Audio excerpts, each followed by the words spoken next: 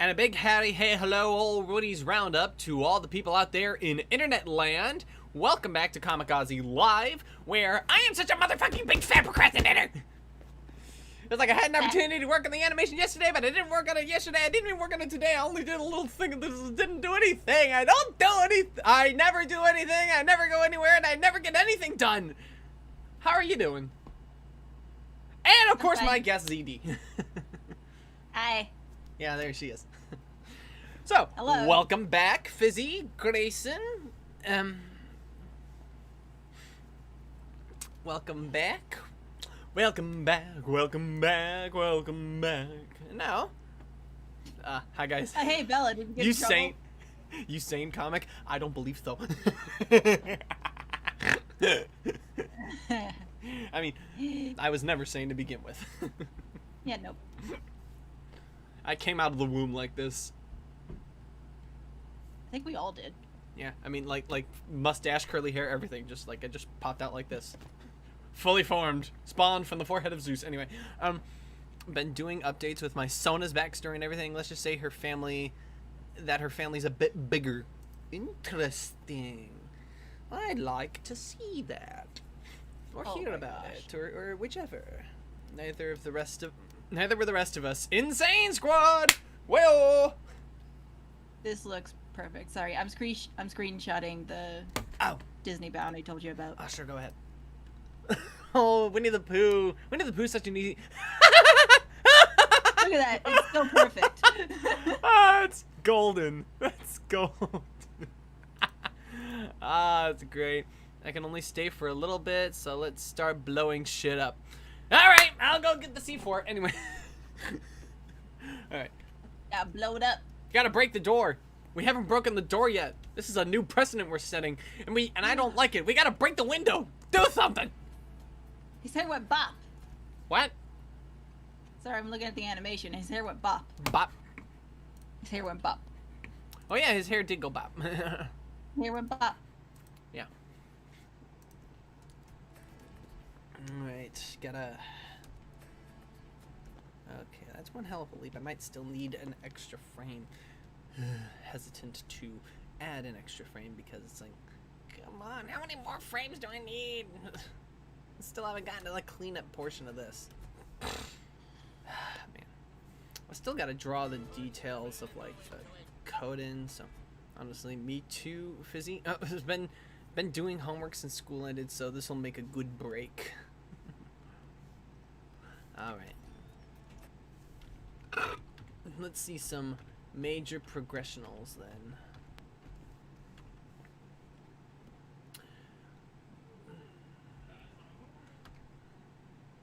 Hello, brother. It's lemon. It's lemon. Yep, there he is.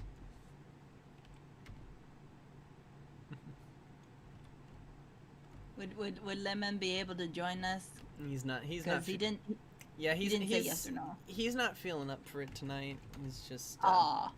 He's been a little out of it, and that's all I'll say about that. That's fine. Alright. You focus on you. Lemon hours. Suck up the attention while you got it.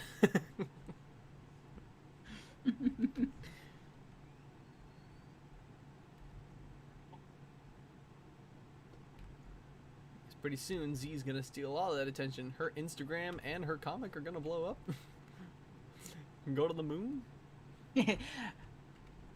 Straight to the moon. Oh, I made a Patreon. Piglet's here. Hello, Piglet. Yes, a window has finally been broken. Ah, I've been clumped. I've been clumped. Didn't come to the last stream, rested my ass for a moment, and fell asleep. Oh, you're fine, you're fine. The sign on the door says, don't knock. Jeez. It's like people can't even read. Man. Z will be famous. Get well soon. Yes. Yeah. I made a Patreon. Nicely. I still haven't done any of the tiers yet. I'm mostly gonna use it for like my comic and stuff. Yeah. 'Cause I want to support my comic, and I've been watching a lot of freaking videos, and all of them have said, make your Patreon. Doesn't matter how many followers you have or don't have. Make your Patreon, because even if 1 or 2 people want to support you, you're gonna have to give them a way to support you. And I'm just like, there. This is pretty good. Today's the 11th. Yes, that is in fact correct, Fizzy.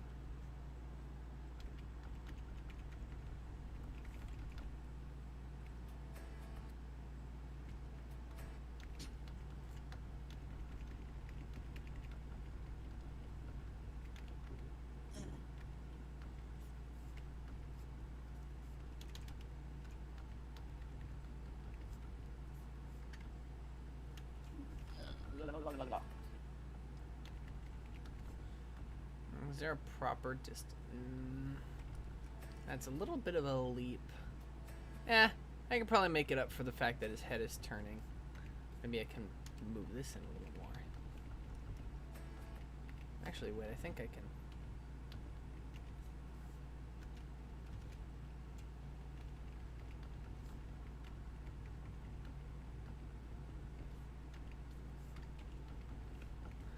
My baby cousin is turning 1 tomorrow. Oh, little baby. Oh, happy birthday to your cousin. My baby cousin is 14 months. Oh, babies. So cute. So cute. So rowdy, but so cute. I mean, ain't that just it? Yeah. How much of a ball of energy is your cousin right now? It's like, is he a real house wrecker, or is he still sedative? He climbs all the things. Oh no, you got a climber. Oh no. My aunt showed me a picture of him just like clearing out a shelf in the pantry just so he could climb on it. How can he reach the? Okay, maybe it was a low shelf. It was a lower shelf. He just cleared a shelf. He just like cleared a shelf in the pantry just so he could climb into it, and he just sat there. Basically, if I fits, I sits. If I fits, I sits. Yeah. So freaking funny. What a little bean. Oh my goodness. He's just climbing everything. He just climbs. Yeah. Oh my goodness. We got a climber in here. Yeah. And we went to Mother's Day brunch this past Sunday. And he was being good, like up until he was being good in terms of like month-old children, and like saying he was being good. That story never has a good ending. He was being good, like waiting in his car seat up until like 25 minutes before we were seated. And then he was just getting so antsy. Everything changed. So antsy in his car seat, and his mom and dad were like, you know what? We'll unbuckle you. You can go run around, and it's fine. And he got out of his car seat, and he was just running everywhere. He went into the bar area. He went up to strangers and said hello. A real trusting one. Yes. That can both be a good trait and a bad trait. Yes. Oh man. It's just like toddlers are insane. Just like his dad was like chasing him everywhere, making sure he doesn't kill himself. Bella says toddlers are insane. They act like cats sometimes, just climbing everything. Yes. I mean, exactly. You gotta watch out for the ones who make escape attempts, you know? Mm-hmm.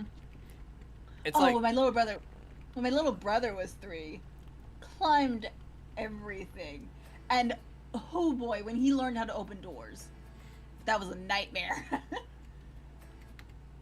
Like, I think I wasn't here for this, but if I'm remembering correctly, I think his mom told me that like she was in the shower or something. And my little brother opened the front door and then just walked out while she was in the shower. I mean, you know, if I can, I will. And she like got out of the shower and she's like, "Where's my son?" That's never a good stretch of words to put together. Yeah. She saw him like out on the sidewalk by the street and she was like, "Nope! Nope, nope, nope. Nope, you were coming back in. No way in hell." Wait a minute, you little whippersnapper, you little scamp, you little troublemaker, you little rapscallion.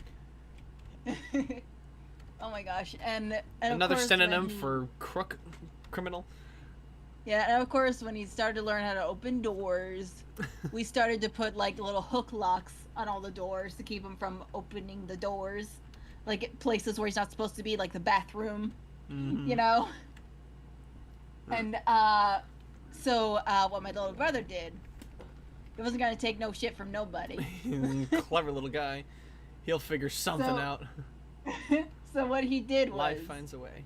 what he did was he would grab on to the handle to the bathroom doorknob and would just climb up like a freaking rock climber. Like, you know how rock climbers climb? Oh yeah, like friggin' spider up the wall kind of dealio. Yeah, yeah. And then he just, and oh my god, he locked my stepmom just like inside the bathroom.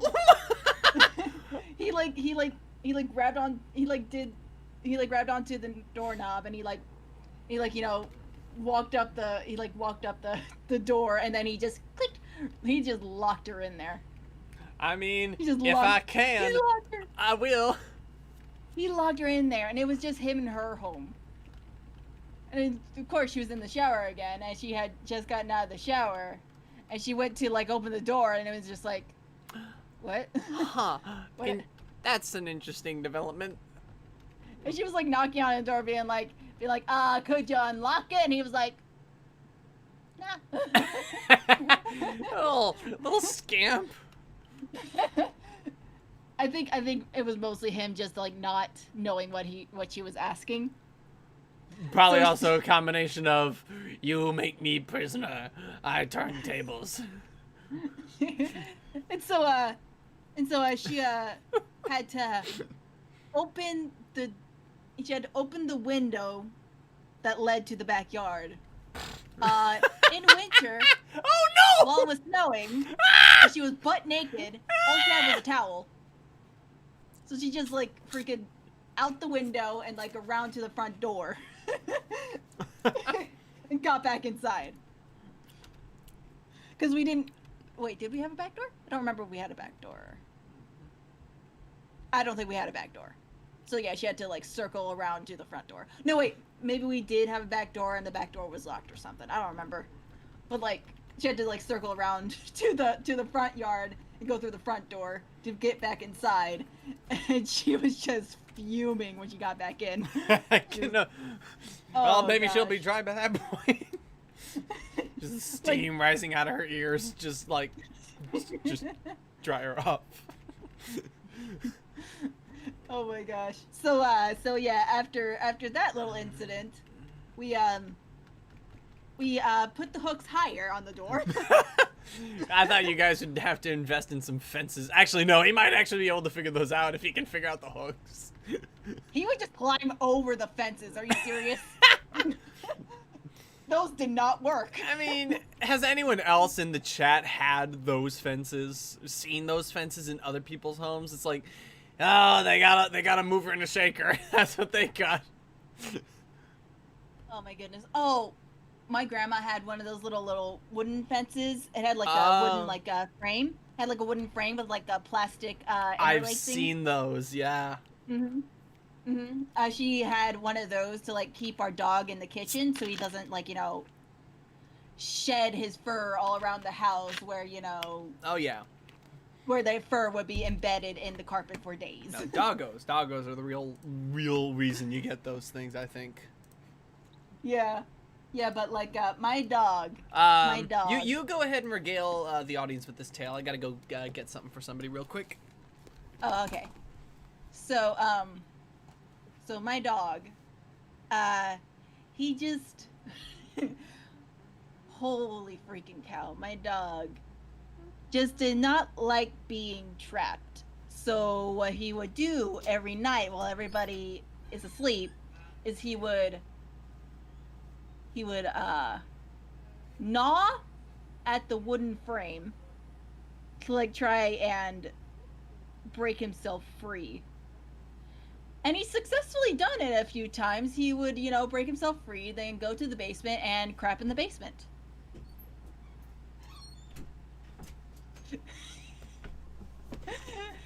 Oh, my dog my dog was a tiny little thing, like maybe like not even a foot tall standing.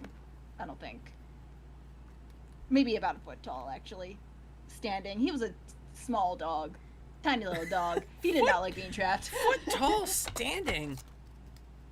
Like this? Yeah, like not like standing on his hind legs, but like, on all fours. Oh, okay. That makes a little more sense. Because, like, a foot tall standing on this, that dog would be like a plush toy. Yeah, no. Like, on all fours, he was like a foot tall. He's my little buddy. His name was Max. I miss him so much. Aww. I read the story about Bella's jailbreak. But he used to sprint out the door and run to the park. Oh no.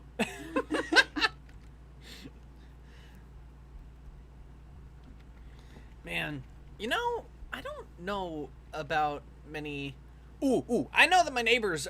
We used to live in a smaller neighborhood back in California, and we had these neighbors. They had this big old doggo, a big black doggo, and like once I wanted to take him for a walk, and so I kind of just grabbed him and went, and he was way too strong for me. So he pulled me, and I was like flat on my front on the asphalt, like on the pavement of the sidewalk. It's like, ow.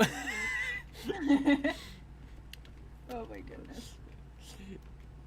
I've only ever. I'm accident prone.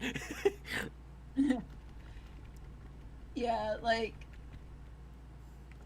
my grandma used to live next door to these like very, very nice people. Oh, the steak. Oh, they're barbecuing, and the steak smell is coming through Harold, the air conditioner. Ooh. Smells so good. Yum. Yeah. So anyways, my grandma used to live next door to these like very nice people. My cousin who used to live with my grandparents, she was friends with the neighbor kid, yeah, who spent most of his time at his grandparents, which was the nice neighbors I'm talking about. Right. So yeah, she was friends with him. And we used to go over to his house all the time, and they had this huge white fluffy dog named Sasha Bear, and she was so cute and sweet. Aww. She was like a gentle giant. She was the greatest.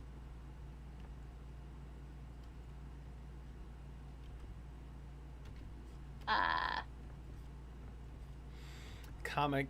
That story explains a lot about you, honestly. You realize that, right? What? the story about me grabbing the big old dog and then like getting pulled on my face. She was a gentle giant. I would take her out for walks, and she would just let me do it. And I was a small child. She wouldn't run or anything. I never fell on my face whenever I took her out for a walk. She was a gentle giant.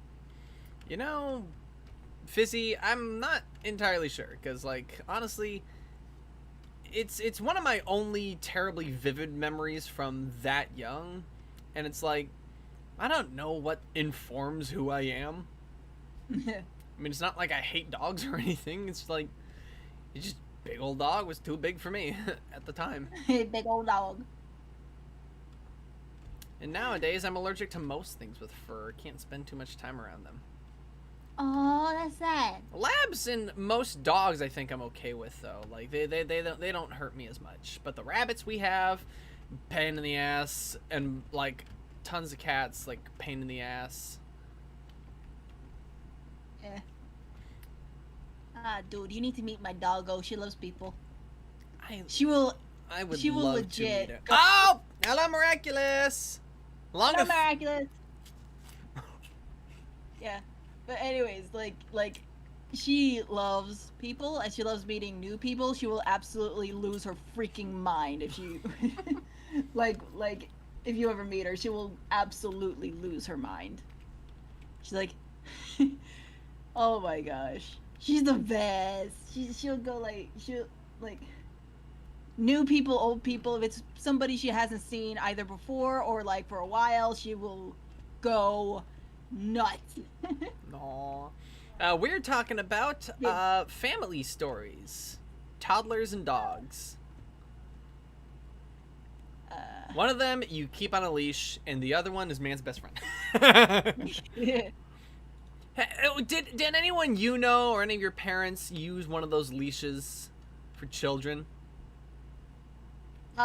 We used one of those leashes for my little brother because he has ADHD. Little boy, and just we all over could the place. not control him as a child, so we just put him on a leash, and it worked. It kept him from running away.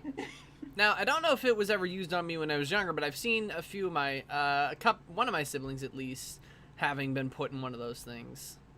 And Oh, boy. maybe like a cousin or something. It's like, but yeah, I've seen those things. It's like, man, you know, it's like when you gotta treat your child like a dog, it's like, you know, that is a kid who actually just might burn the place down if you weren't looking, actually.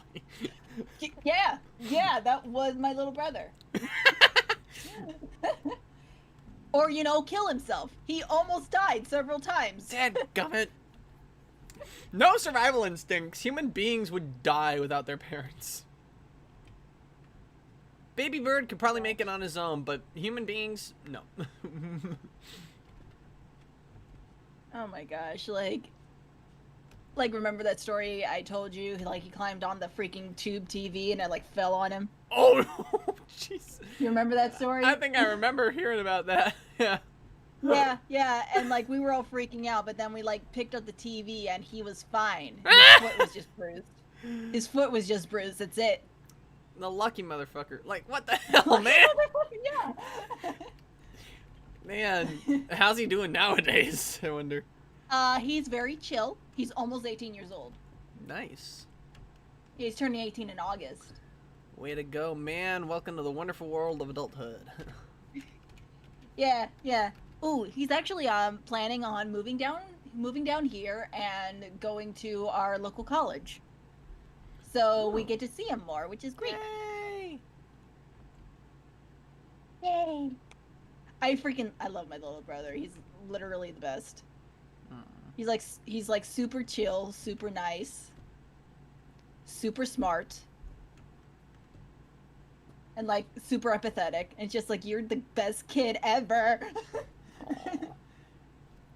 I must protect you with everything I have. I mean, I imagine seeing him fall underneath a TV would do that to anyone. I mean, yeah. Survival instinct! Survival instinct!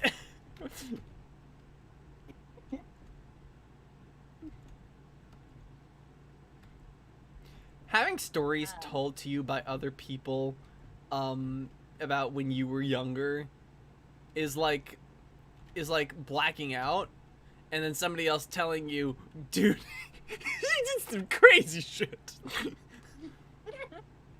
It's like, basically, it's like you did it and you got a feeling that that sounds like something I do. At the same time, you certainly don't remember any of it. Oh my god.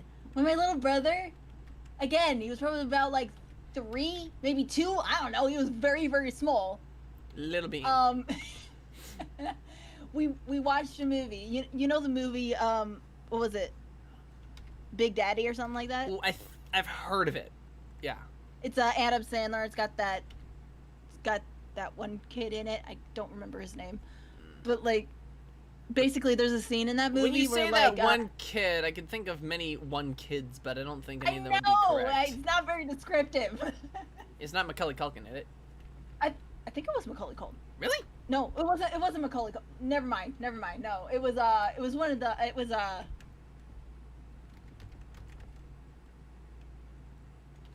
God. Okay. One. One of the Sprouse twins, I think. Oh, like Zach and Cody? Yeah, Oh. like Dylan and Cole Sprouse. Ah, yeah. Okay. I think it was one of the Sprouse twins. Why would it only be one of them? It could have been both of them. I don't know. don't they come like as a dish set? It's like excuse me, I only wanted one Sprouse. No, sorry, you gotta take them as a set. Remember when they did an adaptation of The Prince and the Pauper? I don't know. But anyways, I'm not done with my story. Right. So you're watching Big Daddy. Yeah, and there's this one scene, in there where like Adam Sandler and the Sprouse boy like pee on a wall because the restaurant wouldn't let them inside, so they just pee on the wall outside. Okay. And my little brother, the genius that he was, decided he wanted to do that, but inside and in the hallway on our freaking shag carpet. Yay. I And can tell he's one of the true visionaries of our time. He's going places. He just pissed on the wall. It's just like Oh, shit. Adam No, Sandler don't do did that. it, so I'm gonna do it too, and he did. Yay. It was the worst. That sounds about right.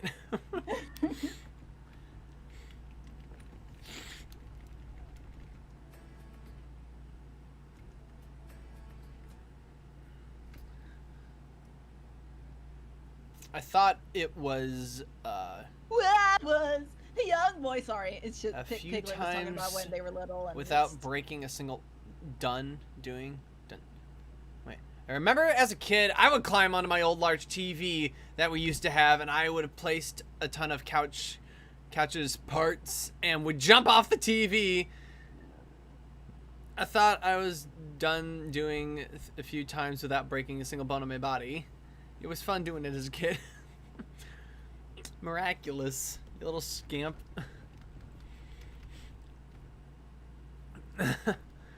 Oh, okay, Piglet. When I was little, I found my mom's friend was scared of worms, so I found one in the garden and chased her around with it. Oh no! It's the worst. Well, children can be cruel. Kids are the worst.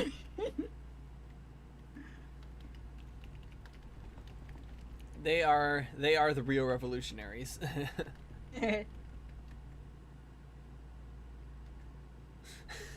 I was scared of spiders when I was little, which is kind of funny because Spider-Man was my favorite superhero as a kid. Are you kidding me? Same, fam. Yeah. And now I'm just very indifferent towards them. I won't kill them if I see them. I will, like, put them in a cup and, like, put them outside, but I won't kill them.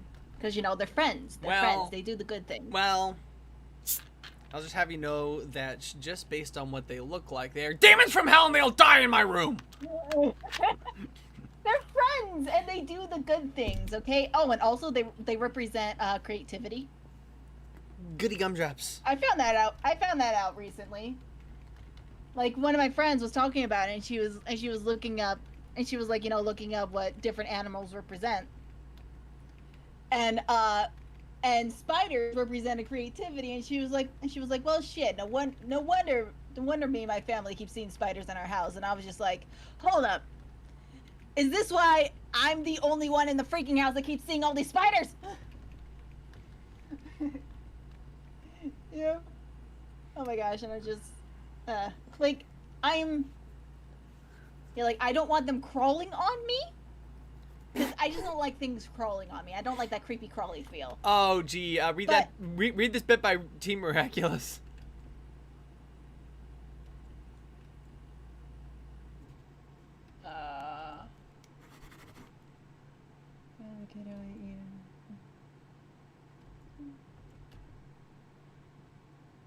Wait. Oh, wait. Wait.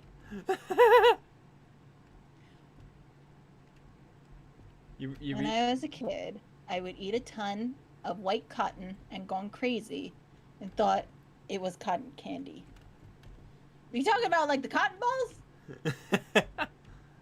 Like you would just eat cotton balls?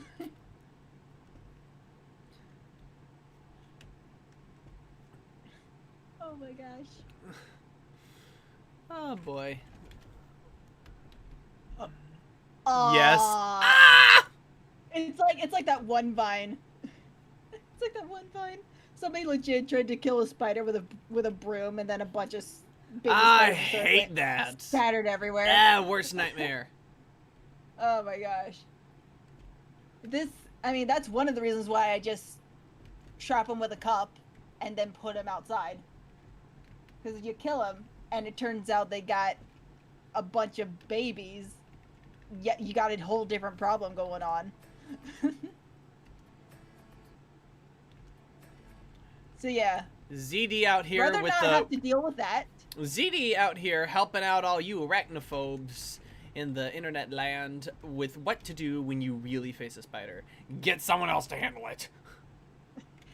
Oh my gosh. My stepsister likes to come to me whenever a bug or something like falls on her or something. Like one time she was in a room just like minding her own business and like a beetle or something fell on her face. And she came to my room and was like, are you scared of bugs or like beetles or anything? And I'm like, no, not really. And then she goes, okay, would you mind taking care of a beetle in my room? And I was like, sure, whatever. So I just got a tissue and I squashed the beetle. Cosmic crashes the house with a jet? Son of a bitch. It's 5:11 right now. The spider lost its right to live the moment it's in. Don't kill spiders. They're actually like really helpful for the environment and stuff. Okay, just chop them with a cup, put like a card or something underneath, and then put them outside. Here's my issue with the spoders. All right, they already look unfriendly. All right, that's why they need to hide in order to get their food in the first place. But here's the worst bit: some spiders are actually dangerous to people. So I mean, yeah, at that point, you're gonna have to call like bug control or something. And I do not have the patience nor fortitude to actually look at the finer details of what spiders are or aren't dangerous. The only ones I know off the top of my head are black widows and Black widows and brown recluses are like the worst spiders, and at that point, you're gonna have to like call someone. And be like, I found a black widow and or a brown recluse, and where there's one, there's more, so could you help me? Point is, I don't have time to do the fact checking on who is or isn't a bad bug when they all look horrifying. So if it's small enough, it is my hand with a sandal up to their foot. And then they spurt out a bunch of babies. No, they're always so damn small.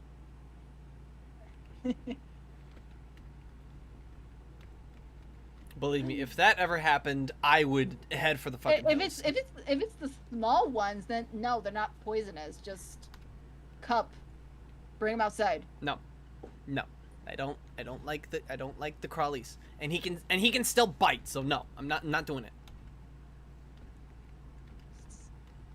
I'm not. Spider bites aren't that bad. I'm not having it. All right, just no. Spider bites aren't that bad though. Let's change the topic of discussion. I actually think tarantulas are cute, honestly. All right, that's it. Stop. Just change the conversation. That's what Bella said. I didn't say that. Let's change the conversation. I like okay. I like Lucas the Spider. Problem is, I just can't watch his videos because of what will be in the recommended section. Those jumping spiders. Okay, one, they can't make a web. Yeah. They can't make webs. Yeah. Two, they're fuzzy and they're adorable and I love them. It's like, I like Lucas. He's a cute little animated character, but my two problems is I can't get a piece of merchandise of him because it's just a giant hairy spider plushie. I can't watch his videos because of what YouTube's recommendeds will show me. And so I'm caught in a rock and a hard place. It's like, Wow, an adorable spider? I never thought this would happen before. And even then, I can't stand staring at most of those little guys for too long anyway. Particularly the real ones, because, you know, it's a real fucking spider, and I can't stand looking at that. Just, you're ugly motherfucker.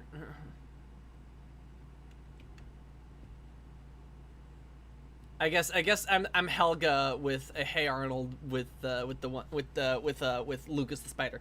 I love you, but I hate you. But I love you, but I hate you. Wow. I wish the movie was better. Which movie? What are they talking about? The Hey Arnold movie. Oh, which one? The Jungle Adventure one. Ah, okay. I watched the other one, the original Hey Arnold movie. That was pretty fun. I haven't seen that one. Ah, it's pretty cute, pretty funny, pretty heartfelt. And shit, who played the bad guy in that? I forget. Like, wait, was it Hades? Hang on, I'm gonna Google real quick. Just give me a sec. Hang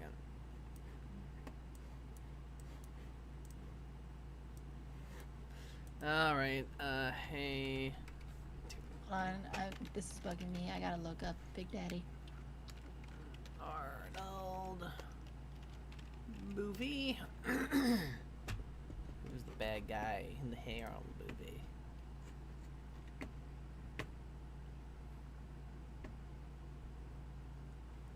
Oh, Paul Sorvino. Cole Sprouse. I freaking knew it. What? Anyways, All right. sorry. Okay, so Paul Sorvino. Oh, it was both of them. It's both Dylan and Cole There. playing as Julian. That's great. Anyways, sorry. Got a full house scenario going on there, huh? Yeah. Yeah, Paul Sorvino as the bad guy in the Hey Arnold movie. Okay.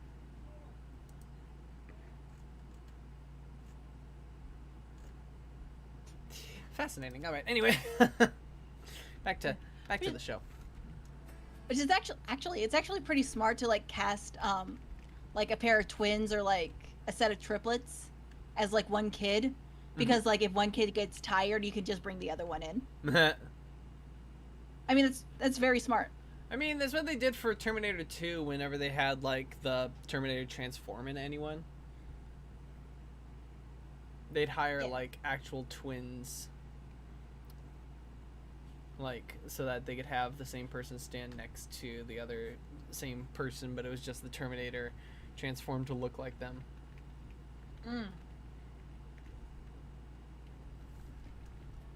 Yeah, that's smart. That's smart.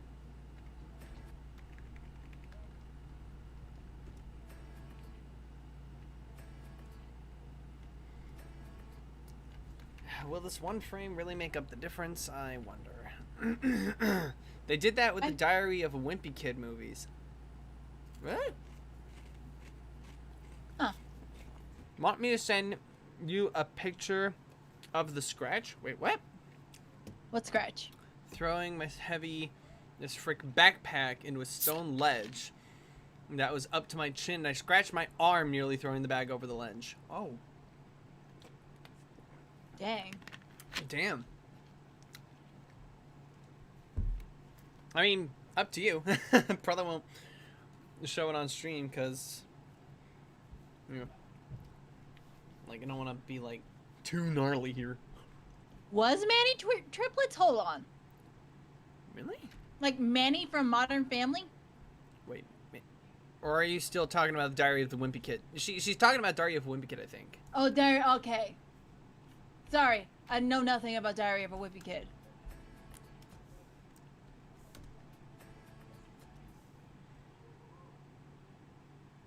I didn't really read I was talking to Bella. That's a private message for a direct message.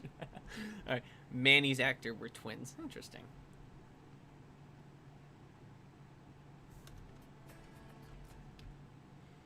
Was there a Manny in Z? Was there a Manny in Modern Family? Yeah, there's a Manny in Modern Family. Interesting. It's the It's the hot woman's kid. Oh, him? Yeah, money. That's how she says his name. Yeah. He's like very articulate and like poetic and stuff. Yeah, I know the Manny kid. Yeah. Yeah.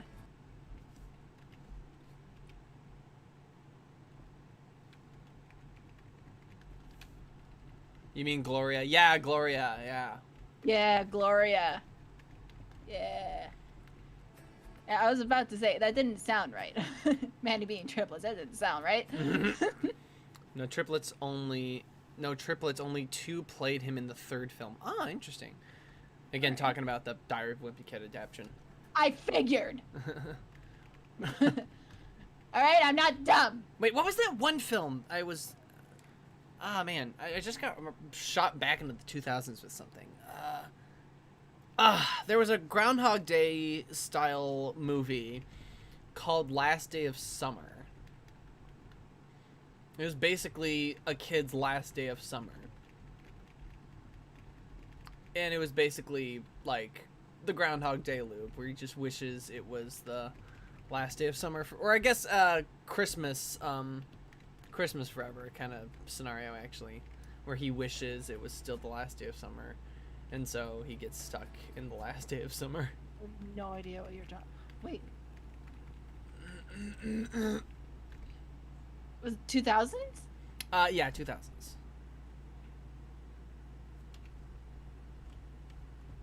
That's a lot of kids' film. You're gonna have to narrow it down. Yeah, it was called Last Day of Summer. Was it? Hold on, let me see. Yeah.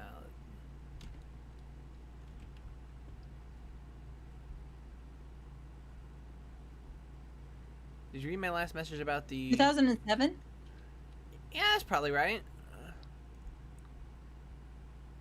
Did you read my last message about me watching the show I have of never 9/11? seen this movie.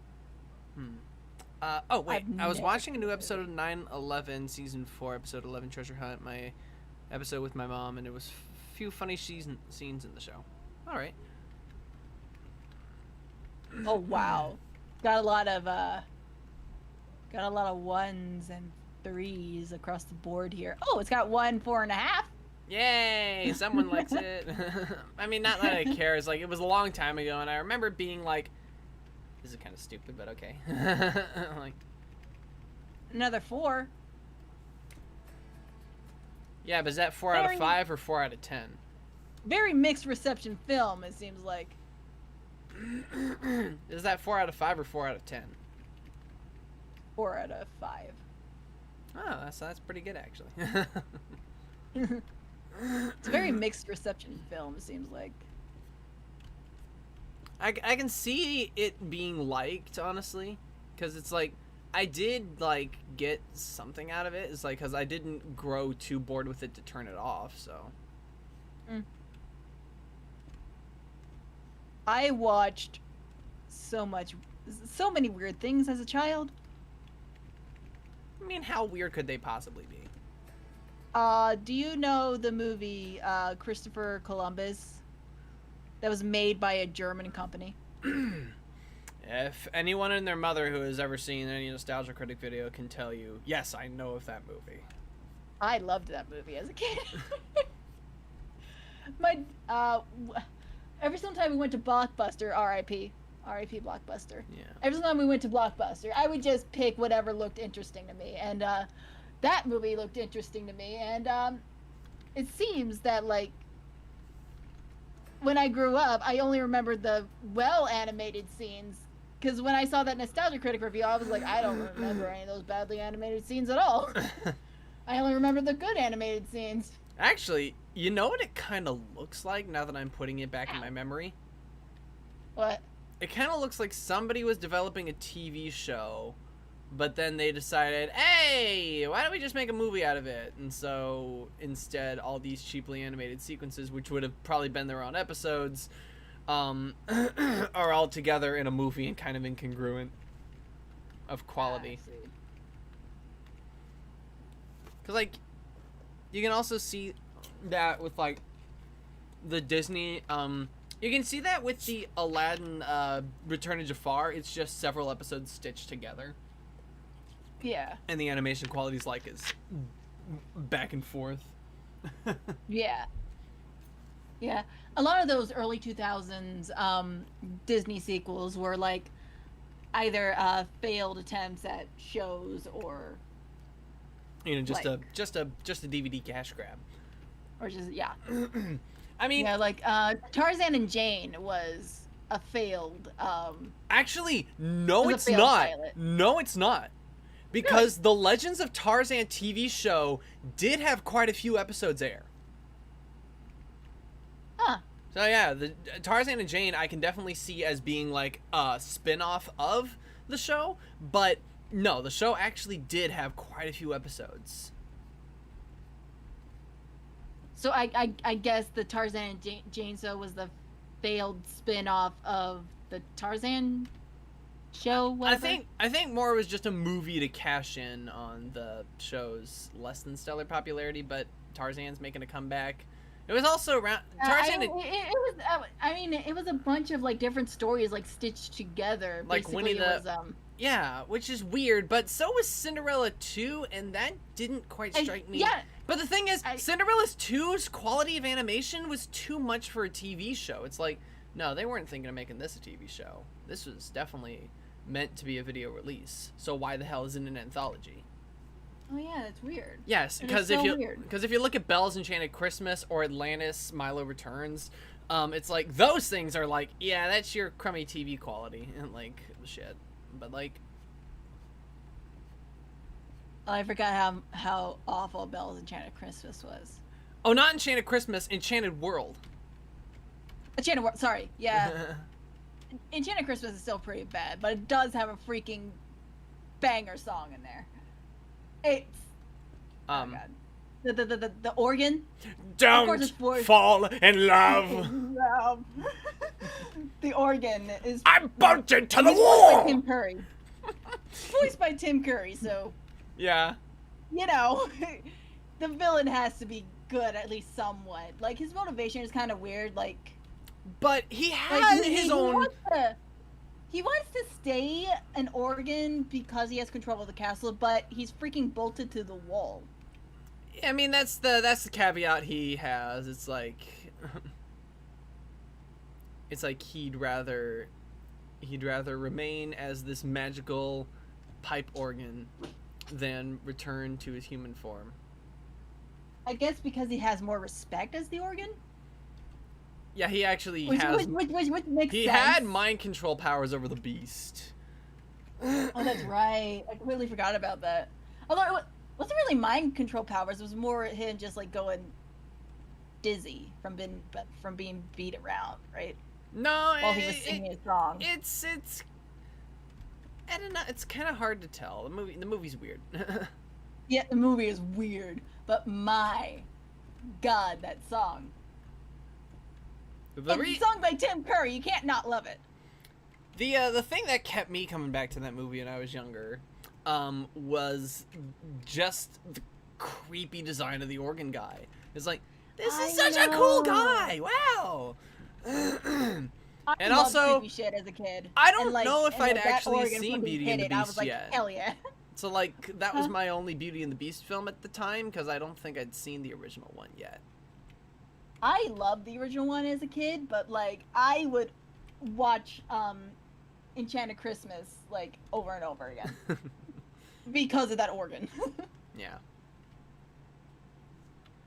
Fucking a lot of parents nowadays are like, "Oh, this is too scary for my child to watch." I'm like, "Ha, bitch! Do you want to know what I liked as a kid?" And then I just show them all these freaking creepy movies. And I'm just like, "Fuck you! This was my jam. Watch this over and over again." I think I ruined the tape. I remember remember VHS? That was a thing. Yeah. I think I wrecked a lot of tapes as a kid because I kept watching and rewatching them. Like I would stop and rewind and then watch it again and stop and rewind and watch it again. Oh man. I wrecked so many tapes doing that. I saw the remake twice and the musical live before seeing the original Beauty and the Beast. So what? Well, from that perspective, what's your take, Fizzy? I wanna hear what your input is on that. Remember portable DVD players? Oh my gosh, portable DVD players. That's a relic. My grandma still has one of those. What about the Clue movie with Tim Curry and Christopher Lloyd? That is such a good movie. And if you haven't seen Clue the movie, I highly recommend it. Parts of it, I think, or maybe I've seen the whole. I don't remember. I don't remember if I watched the whole thing or if I just saw like all the alternate endings because I was curious. It's easy. It's easy to find clips of that movie on YouTube.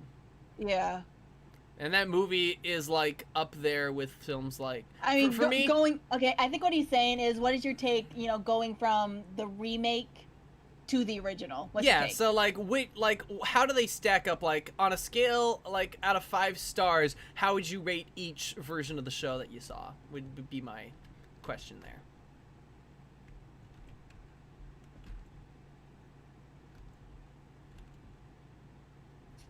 But yeah, honestly, for me, it's just as quotable as something like Monty Python or like Princess Bride. It's like it's got so many good lines. It's like, are you trying to make me look stupid in front of the other guests? Well, you don't need any help from me, sir. That's right. Wait, what? That's. Oh yeah, yeah. I remember that line. Yeah. Yeah, it's so fun. And monkey's brains, though popular in Cantonese cuisine, are not often found in Washington, D.C. Is that what we ate? Princess Bride is boring! You take that back! You take that back! Fuck you! That's an amazing movie, okay? Ooh, Pets is updated. Sorry. What's updated? A comic I'm reading. It's called Pets. Ah. It's P.E. T. S. It's an acronym. I'm joking. Not sure for what yet. Don't be sarcastic with me. I can be very hit or miss when reading sarcasms. Anyway,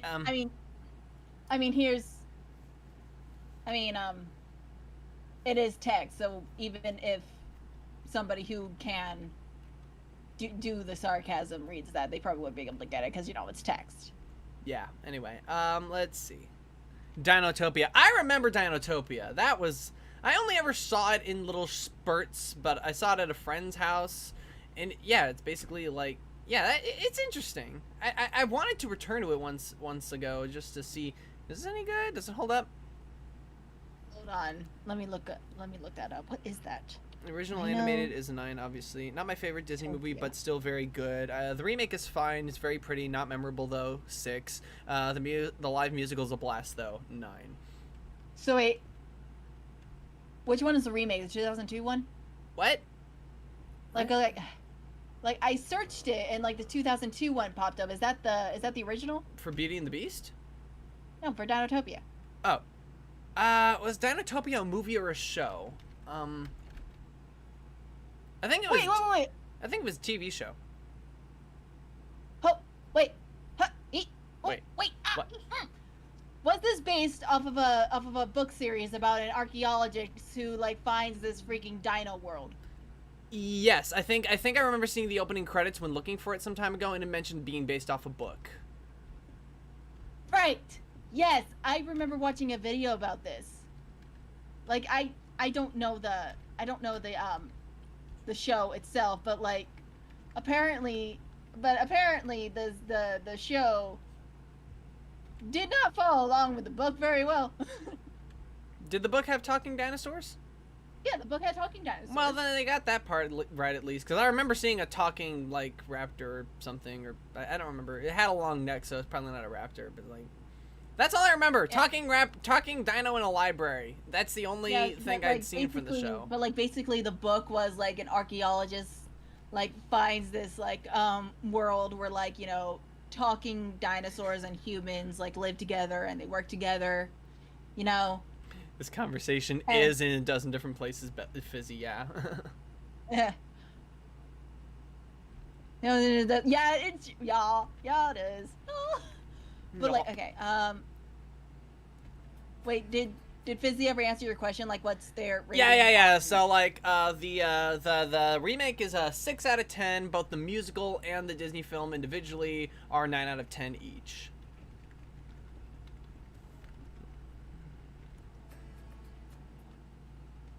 Six. The live musical is a blast, though. 9. Yeah. Okay. Yes. Zippo is the name of the raptor. So he was a raptor? Agree with you, Fizzy. I thought I was gonna have to like go to your house and strike you down. Haven't seen the live musical, so I can't really have much of a take on it. The live musical is so good. It's so good. Oh my god. They gave Beast a freaking solo. Yeah. It's so good. The animated movie though is definitely like an 8.5, if not like a flat out 9, just like really up there. And the live action remake. And the live-action remake for me, I'd probably put it 1 below 5. No, but I'll I'd find put it at out. like a 4. I bet you I could find out, Fizzy, where you live. It's not that hard to dox someone. Ah, Z, how dare! I'm just saying.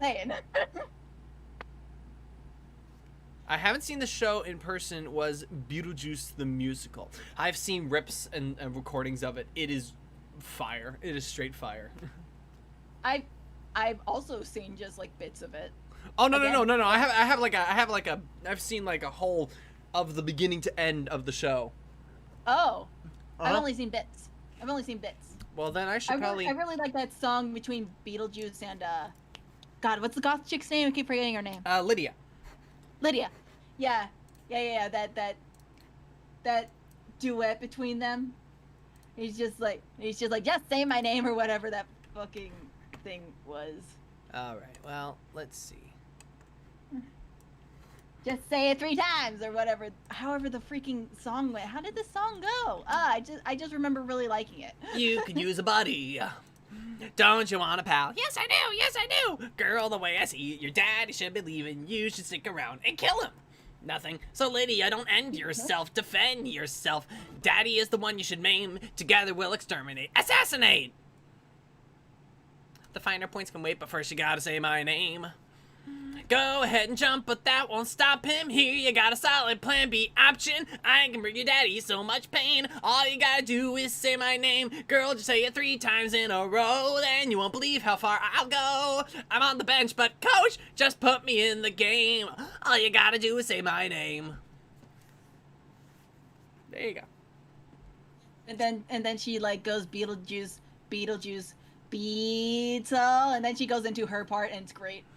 Because you're so smart, I stand up, bro. I'll think about your offer, let you know, but I prefer my chances down below. Beetlejuice, being young and feeble doesn't mean that I'm an easy mark. I've been swimming with piranhas, I don't need a shark. Yes, life sucks, but not that much. Okay, Beetlejuice. Be a doll and spare the lecture. I'm offering you a full-time specter. Are you any good? You betcha. Trust me, baby, I just met ya. Really, it's a flattering offer. Don't you want to see Dad suffer? I think I'd rather just jump off. No, Beetlejuice is... I may be suicidal, but Beetlejuice is not as if I've lost my mind. I'll wait until you're done. But anyways, you'd make a really good Beetlejuice. Oh, you think so? Yeah, you sound almost exactly like him. It's so good. I mean, like, I figure myself for being able to do versions of a voice, like, I can do Walt Disney's classic Mickey, Well, then I can do, there was a sound effects artist at Disney who once actually did the voice of Mickey for a while. He kind of sounds like this, and then there was Wayne Alwyn, who voiced Mickey from the 80s up and through the 2000s until he was replaced by Brett Iwan, and he pretty much does the voice the same way as he does now. And then there's Chris Diamantopoulos, who basically just takes the voice all over the place. He's the one is who that does the guy who did the yeah, he's the one who does the shorts. The Mickey Mouse shorts. Oh yeah. But then of course, like for Beetlejuice, I'm obsessed with you.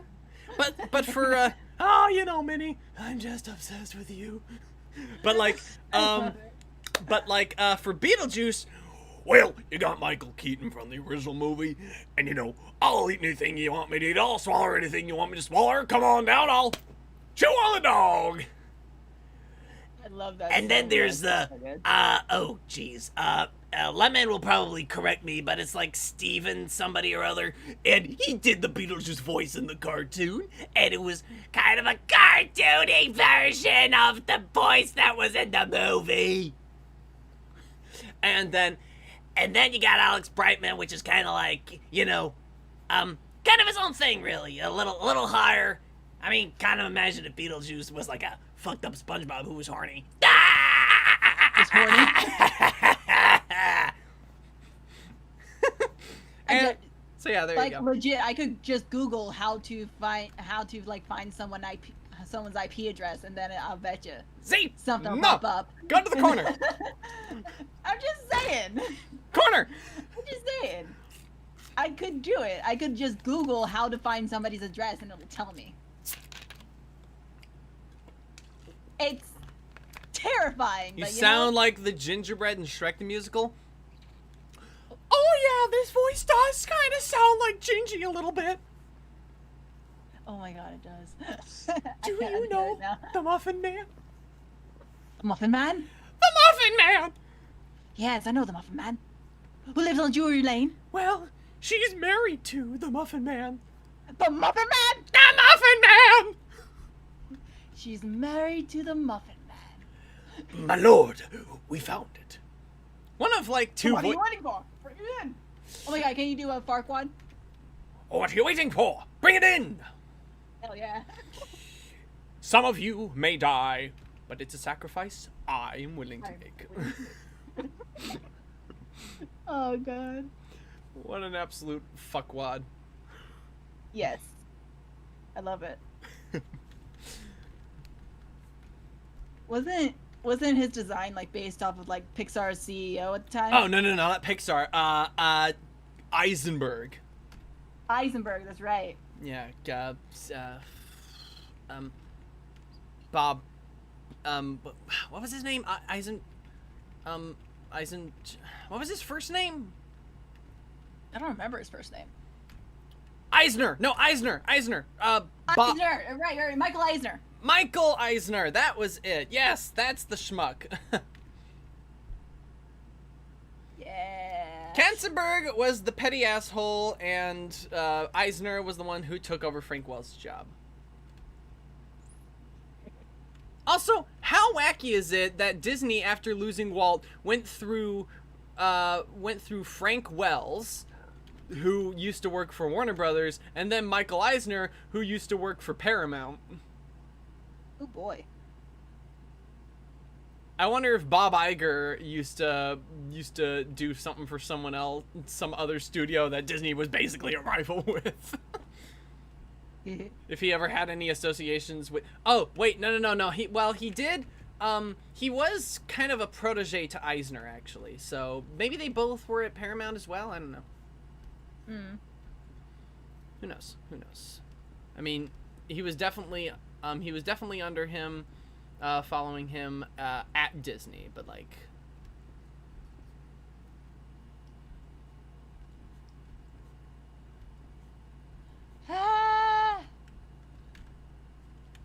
But who cares about business dealings? Let's talk about something else.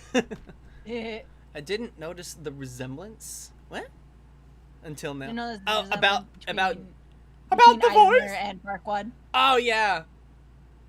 You know, Tony Goldmark actually made a really great observation about that in his Shrek the Ride review, where it's like, if Farquaad is supposed to be Michael Eisner caricature, then why does he banish the fairy tale characters? Wouldn't it make more sense if he just forced them all to work in sweatshops making their own merchandise? Oh my god, that would have been so much better. And then he goes on like, okay, Elsa, we got another order. Your toys coming in, dolls, dresses, pretty much anything we can slap your face on. People can't seem to get enough of you. Get cracking. Master! What is it, Gurgi? Does anyone want more merchies of me? You've asked this question 12 times and the answer is still no. You're free, go drive with the country bells or something. But Gurgi makes someone else's merchies. Characters must make their own merchandise. My decisions have made this company a victim of its own success, and you will all follow suit! Dang it! Elsa banished herself again! Let it go! Shut up! Aurora, don't use the spinning.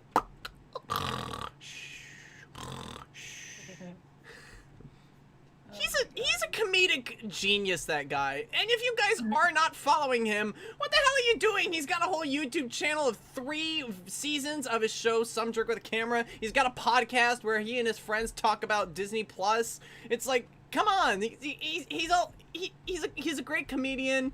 He's a wonderful voice to listen to if you like listening to voices. Like, if you just like the sound of a person's voice.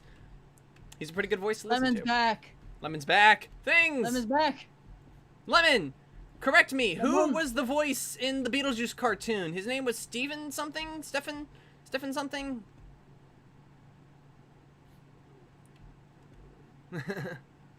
Things? What things? All the things. Just things. All Fizzy, of them. you don't question things. Welcome back, Lemon. Welcome back, welcome back, welcome back. Well, we tease him a lot, cause he got a Stephen Oimet. We met. Stephen, we met. That was it. Stephen, we met. That was it. We met? We Is met. that really how you pronounce that? Yeah, that's how you pronounce it. I mean, we it's met. it's we met. Comic, I have a new challenge. All right, hit me with it. Anytime.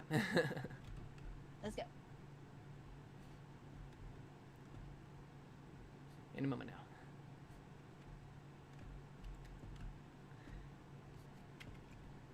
So.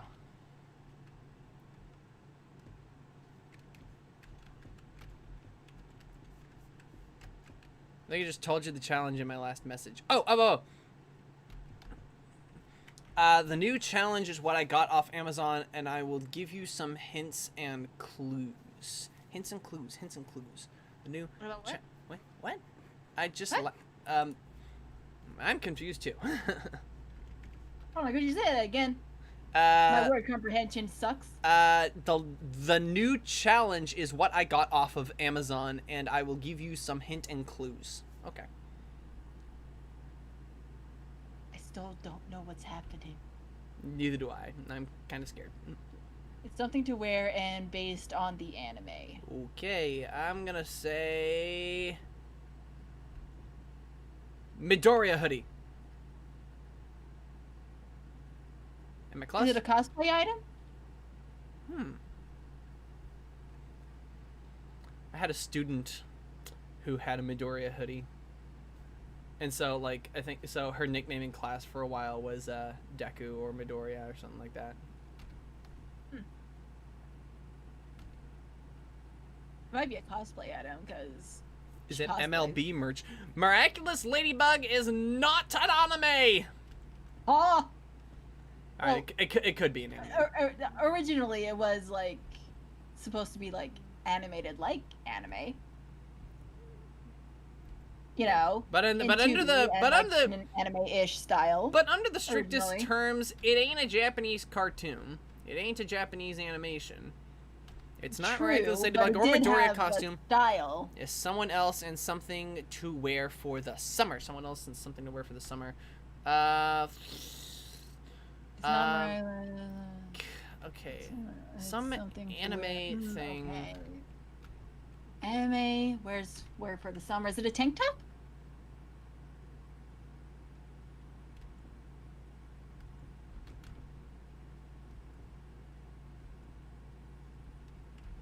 No, not a tank top. Oh, could be a swimsuit. Something for the Swimsuit, summer. yeah.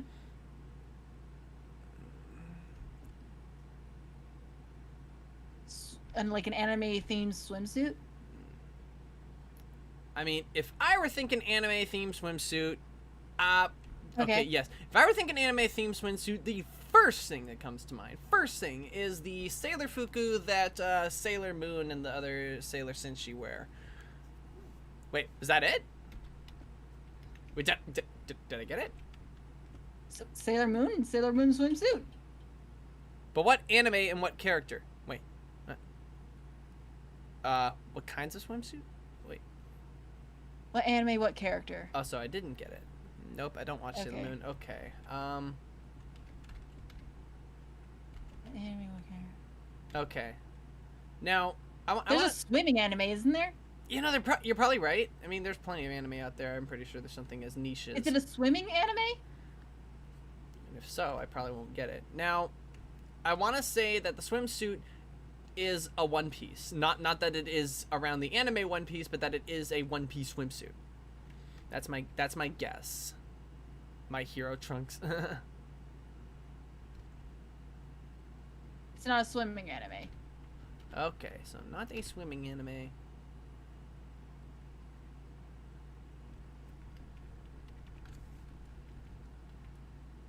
Is it a One Piece swimsuit though? Yes to the One Piece bathing suit. Okay. Now, not necessarily meaning that it is based around the anime One Piece, but to just infer that it is One Piece on its own. Now, the real question. Now, this is where the real question arises. What frickin' anime? There's so many animes out there. So, it's a One Piece bathing suit and themed around an anime. I'm at a loss. I'm at a loss. Okay, so is it a superhero anime? You know, that seems the most likely. You'd think, anyway. Lemon is close. Oh, it is My Hero. Wait. What?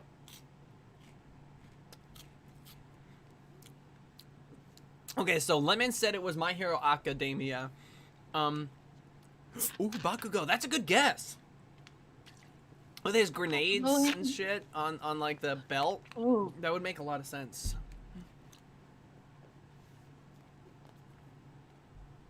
Bakugo. The Bakugo. That's a pretty. It's based on My Hero Academia, and it's not Bakugo. Okay, not Bakugo. Okay. Ooh, Uberaka. Deku? Uberaka. Ubababa? My sister won't let me watch My Hero without her, so I'm only on season 2. I'm only on season 2, like I think I finished season 2, but like I'm still not through in season 3. All Might. Have Ooh, not All Might's watched a good anime. guess. I only know a few of the characters, which is All Might, Aikawa, Deku, Bakugo.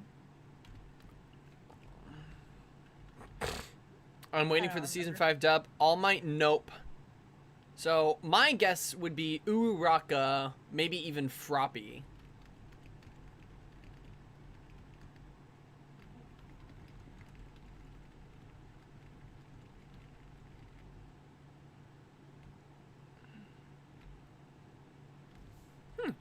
Hey, that got a pretty damn good smooth transition there. Ah. So need to watch the movie. Would Froppy be your final answer? Why is it correct?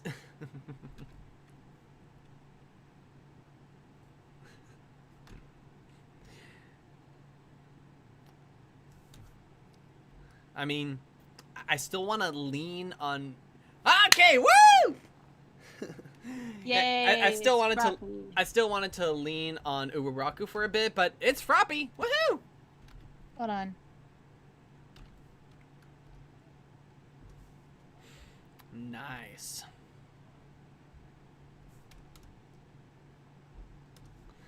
Breaks down door with a baseball bat. Hi! Hello, unknown account! Oh, it's the frog chick. Okay. Yep. All right. I know who she is.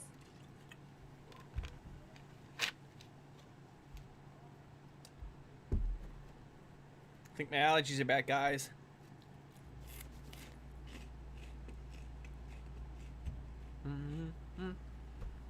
Hello. It's coming out Thursday the 28th, the same day as Cruella. What's coming out? Oh, the 5th season? Or the movie? Or Same day as Cruella. Oh, the. Hero Academia stuff? This conversation is all over the place! No, wait, is there? Wait, what? Oh, ha, ha. What's the? What's happening?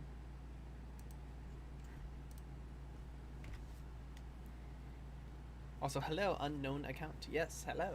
Hello, hello, unknown. A big hello to the anonymous user. We have a user. We have someone who uses the site. Yes. Oh gosh. Goodness gracious gravy. Was that someone you know in disguise? I don't know. They haven't said anything after, like, just bashing down the door with a baseball bat. And saying hi. Yes, and saying hello. The package from the My Hero swimsuit comes out on the same day. Ah, okay. Neato.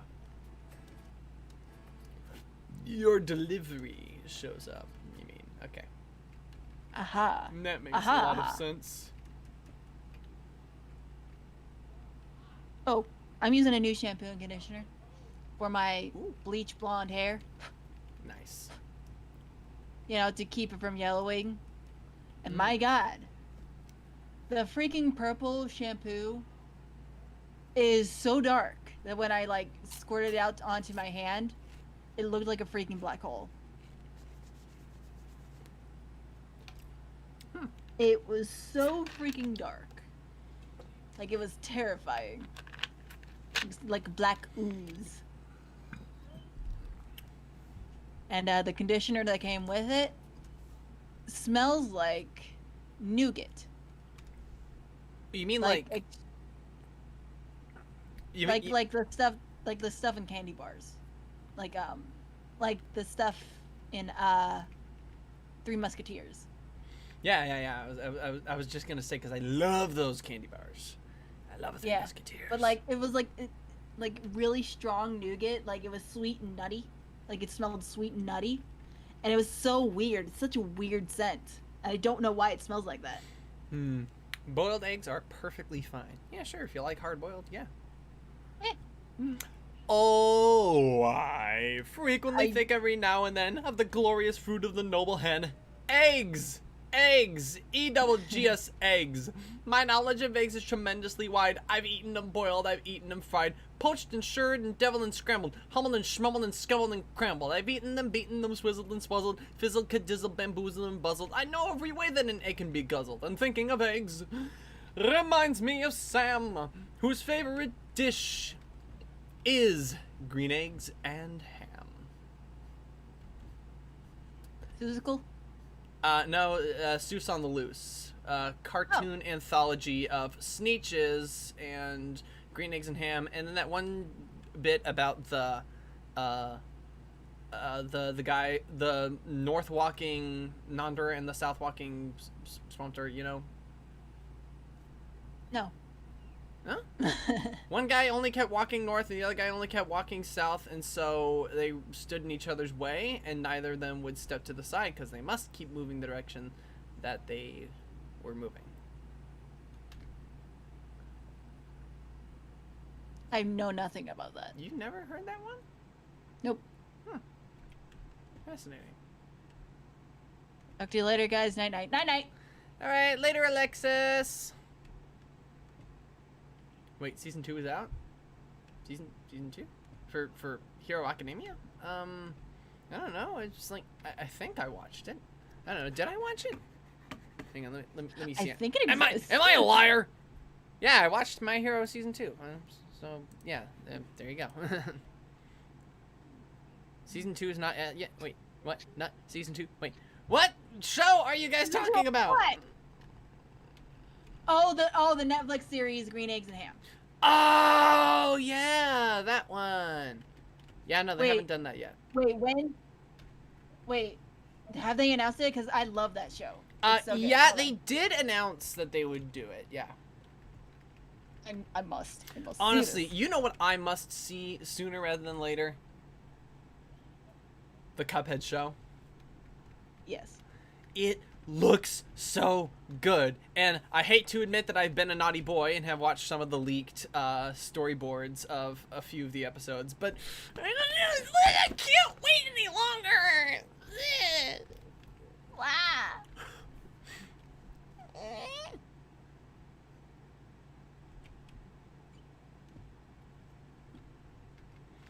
If Sam's mother turns out to be Daisy Head Maisie. No, I can't still do that. That, oh my gosh, again, can we just like talk about how surprisingly good Green Eggs and Ham is? Like, they took the short children's book of Green Eggs and Ham, and then they took the concept and then they just made something like, you know, like the book, but something new out of it, like at the same time. Like, how do you do that? Like this. Like, this is what the freaking, like, Dr. Seuss movies are missing. Honestly, you say that, and yet it's like, well, magic. I mean, as far as, like, adapting, Guy has interests. Man. Okay, but, like, for as far as, like, an adaptation of any children's book, it's like, you gotta contend with how long or short said book is, you know, and it's like, under those circumstances, it can be very difficult to, you know, make anything of it, because it's like, how much material you have to work with versus what you're able to actually turn into a right proper narrative. And it's like, and Green Eggs and Ham did it mostly by, you know, deviating. Like, let's be perfectly honest, Sam was not even remotely a criminal in the book. It was only an Aesop about not being afraid to try new things, specifically food, for children, for picky eaters. That was the whole point of the book, and that was all the book ever had. And the show still has that, but it weaves it into a proper, like, narrative of, like, reasons why. Like, Sam is eating green eggs and ham everywhere because he's looking for the way Mom used to make them. And Guy is disgruntled adventurer who never gets anything right. And it's like,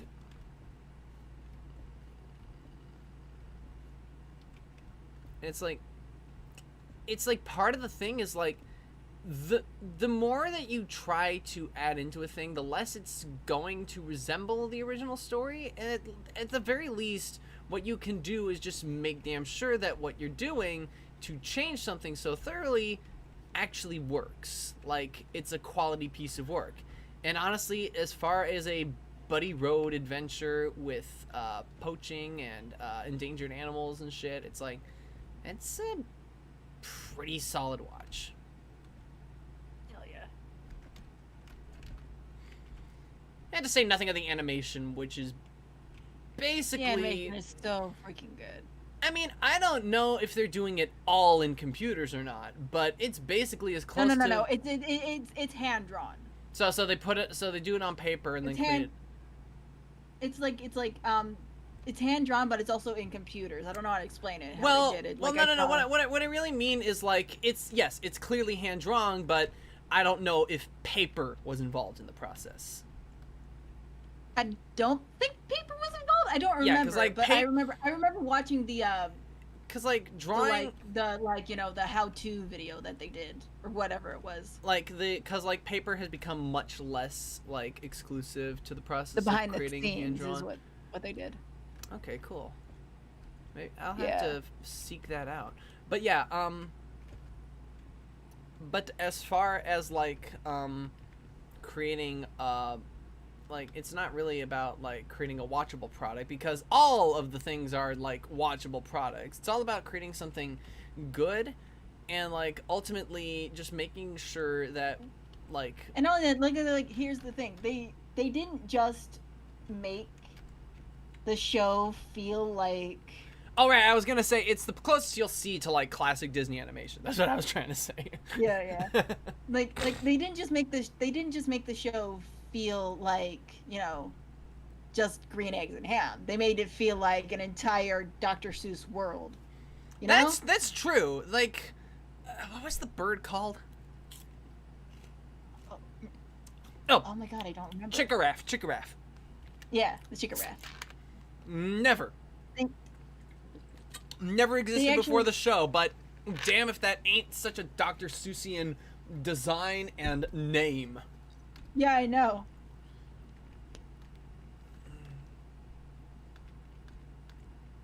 The Chickaraff. The Chickaraff does its riffraff. I don't know. I don't know how to freaking. A long-legged chickaraff, tall as a tree. A terrible beast, but he... At least from what I see. But no. Do not judge all your book.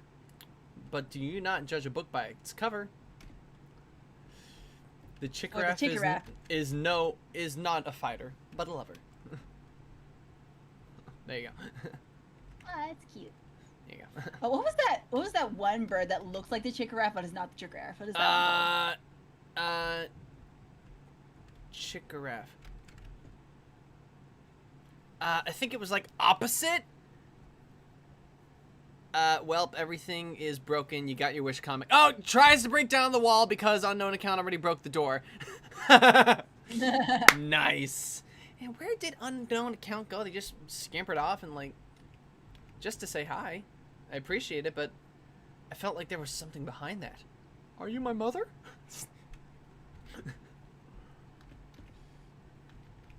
My long-lost cousin who disappeared at sea?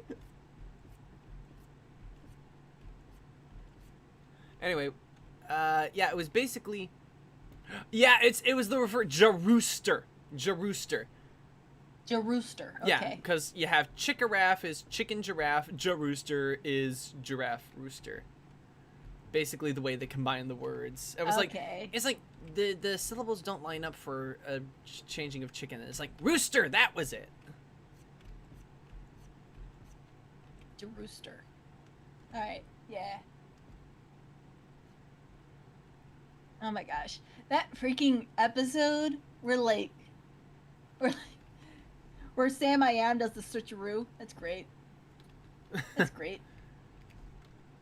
You mean like the start of the show? Or... Oh, no. Oh, yeah. Okay, yeah, toward the end. Yeah, I remember now. Yeah, towards the end where he like does the switcheroo. Yeah. And everybody was like, OMG, it's not the chickaraff. It's the Jarooster. Whoops. And he's actually with spray paint too, because like the chickaraff back to his home, and it's great. And it's because the thing fantastic, is like you see the chickaraff, but it's like he like spray painted it like a different color, like used berries to color his tufts differently. Yeah. Because the Jarooster was distinctly purple compared to the chickaraff's pinky red. Yeah. Wait, do you guys actually have a cousin that disappeared at sea? No. No. that was a joke. Do you have a cousin who disappeared at sea? I have an uncle who drowned. Does that count? I mean, that's close.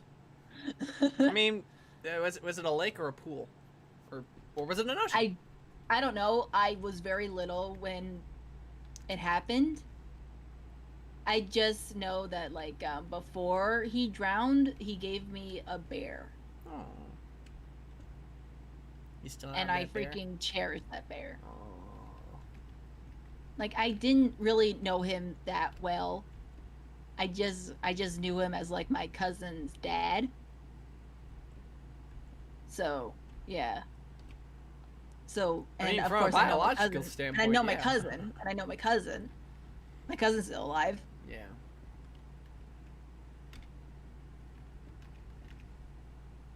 My cousin's still alive and all that, so I mostly keep it, because I care about my cousin, and I'm sure I would have loved her dad if he was alive today.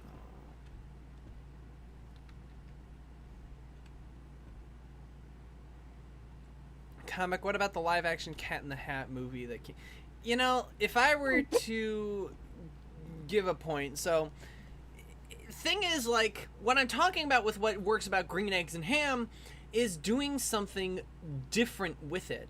The Mike Myers movie didn't.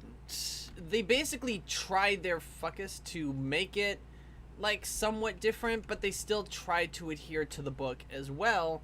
And it kind of hurts the case, because if you're gonna try to be the book, well, you need to open on that wet day, like you know, no preamble, nothing. The mother does not matter. All that matters is that she is respected enough by the children and the fish that they don't wish to upset her.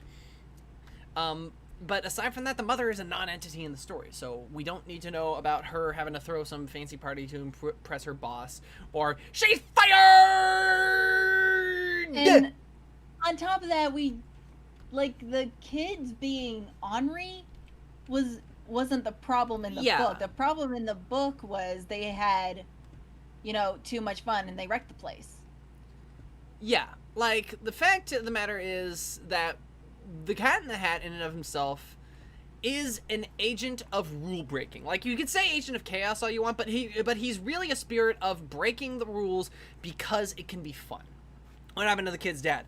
Doesn't matter. So, like, in terms of, like, what happens in the Cat in the Hat book, all of it is the cat's doing.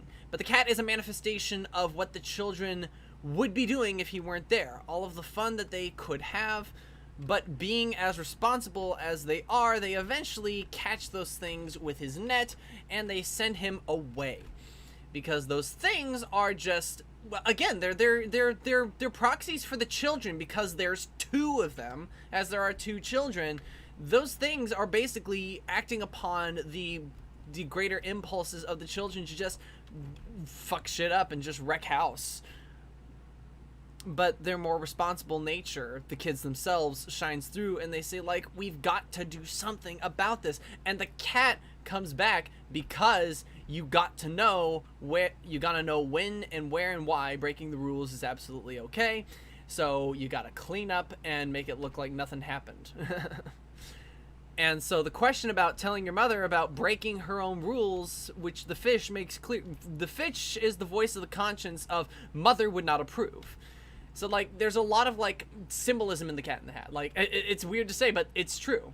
So, like, for that intent and purposes, it's like the best adaptation of this is, of course, the cartoon made by Dr. Seuss himself, which was, like, very unlike the book, just in that it did not hit all the beats. Like, the fish did not end up in a pot, though they did fly him like a kite. The things only came in to find a lost moss-covered three-handled Fandler Gardunza, but all of it is still in the agent of rule-breaking and having fun. The whole thing is that the whole moss-covered three-handled Fandler Gardunza is just a big ol' shenanigan. It doesn't matter at all.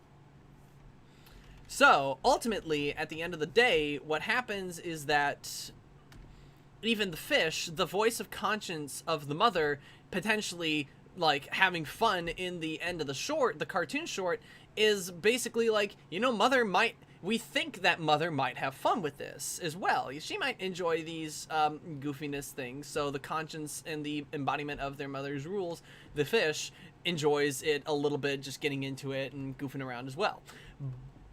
But still, it's like, it's a much better adaptation for the fact that it, like, gets at the heart of what the story... And, of course, Seuss wrote the story, so, of course, he could get to the heart of his own story and make a proper adaptation of it. And that's all I really had to say about that, aside from the fact that Alan Sherman does a great job and all the songs are amazing. The kids' singing voices need to be redubbed, so somebody on YouTube get on that, because those kids cannot sing a fucking note. They are abysmal. Oh my goodness. They're passable at like one part, and then the rest of it's awful. the boyfriend from the 2003 movie, he did not need to be there. He did not need to exist. I think the only reason he was there was got me, honestly. If you needed someone to crap on, you could have just crapped on literally any of the other characters for any reason, because the whole thing is about being a troublemaker and having fun and breaking the rules. Also, what the hell sense does it make that Sally is a control freak and only the brother is a rule breaker? Like, what sense does that make? I don't know. It's like, hello. I guess the point was we need to, like, up her fun and we need to down his fun, I guess, maybe. I don't know. Which, in a sense, it is true that but here's the thing: if you go by the book, the brother was the only one who actually did anything to stop the cat's shenanigans. The sister was basically there to be there. Like, again, the correlation between having two things and two children. But, like, also just in general, Bella would be the Cat in the Hat character. Oh my gosh, that would be cool. I would love to see that.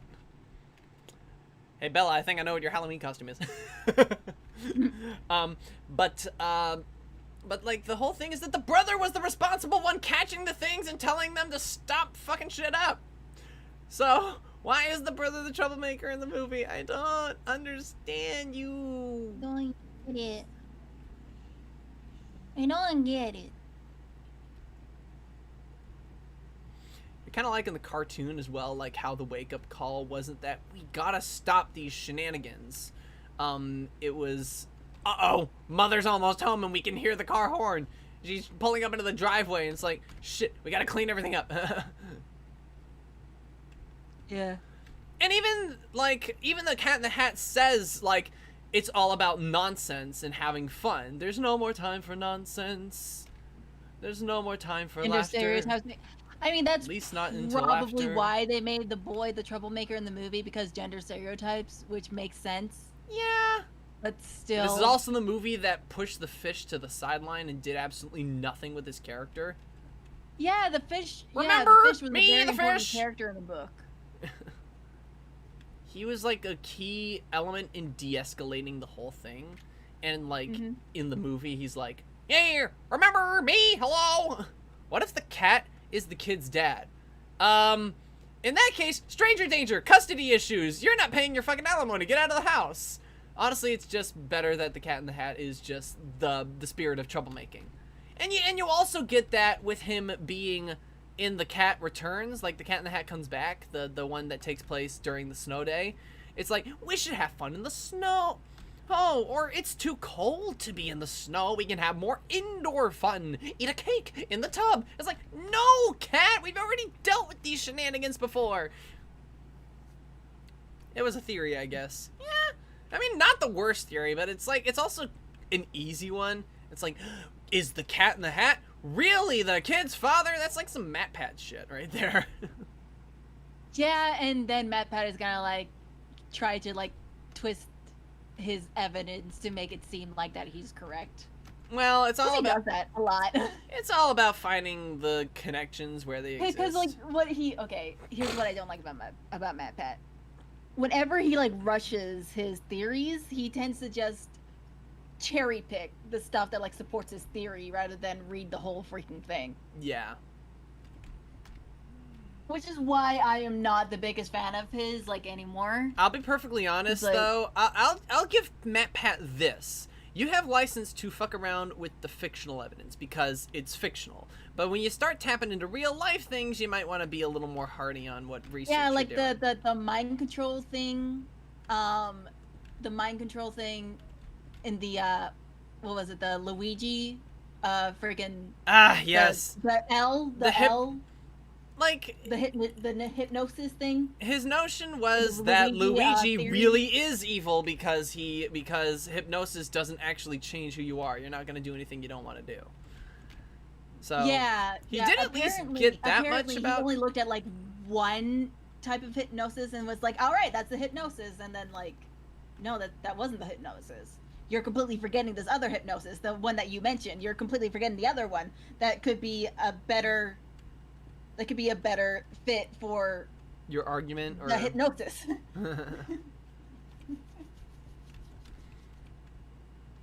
I'll be perfectly honest. Like the one that really got to me was like, you know, Joey Wagner. No. He's an artist. He does a lot of cartoon stuff. He's currently making a comic with original characters and all that. Okay. And he actually went to like school for this shit, like animation and all that. And the big thing, like, go find his Tumblr post. In fact, I'll find it for you. I'll go ahead and link it in the chat here in the YouTubes. About like his Bendy in the Ink Machine theory and all of the information he got wrong about the history of animation in that. Bendy theory. I think this should probably take me to it. Okay. Bendy? Oh, even as those were the one theories I actually liked. They're going downhill now. Oh, that sucks. All right, let's okay, here we go. And got it. Here it comes right there. There we go. So yeah. Where? I put it in the YouTube one, so you guys can go ahead. In fact, could you read it out loud? Because this is a sick burn, and I really love it. All right, I'll read it. All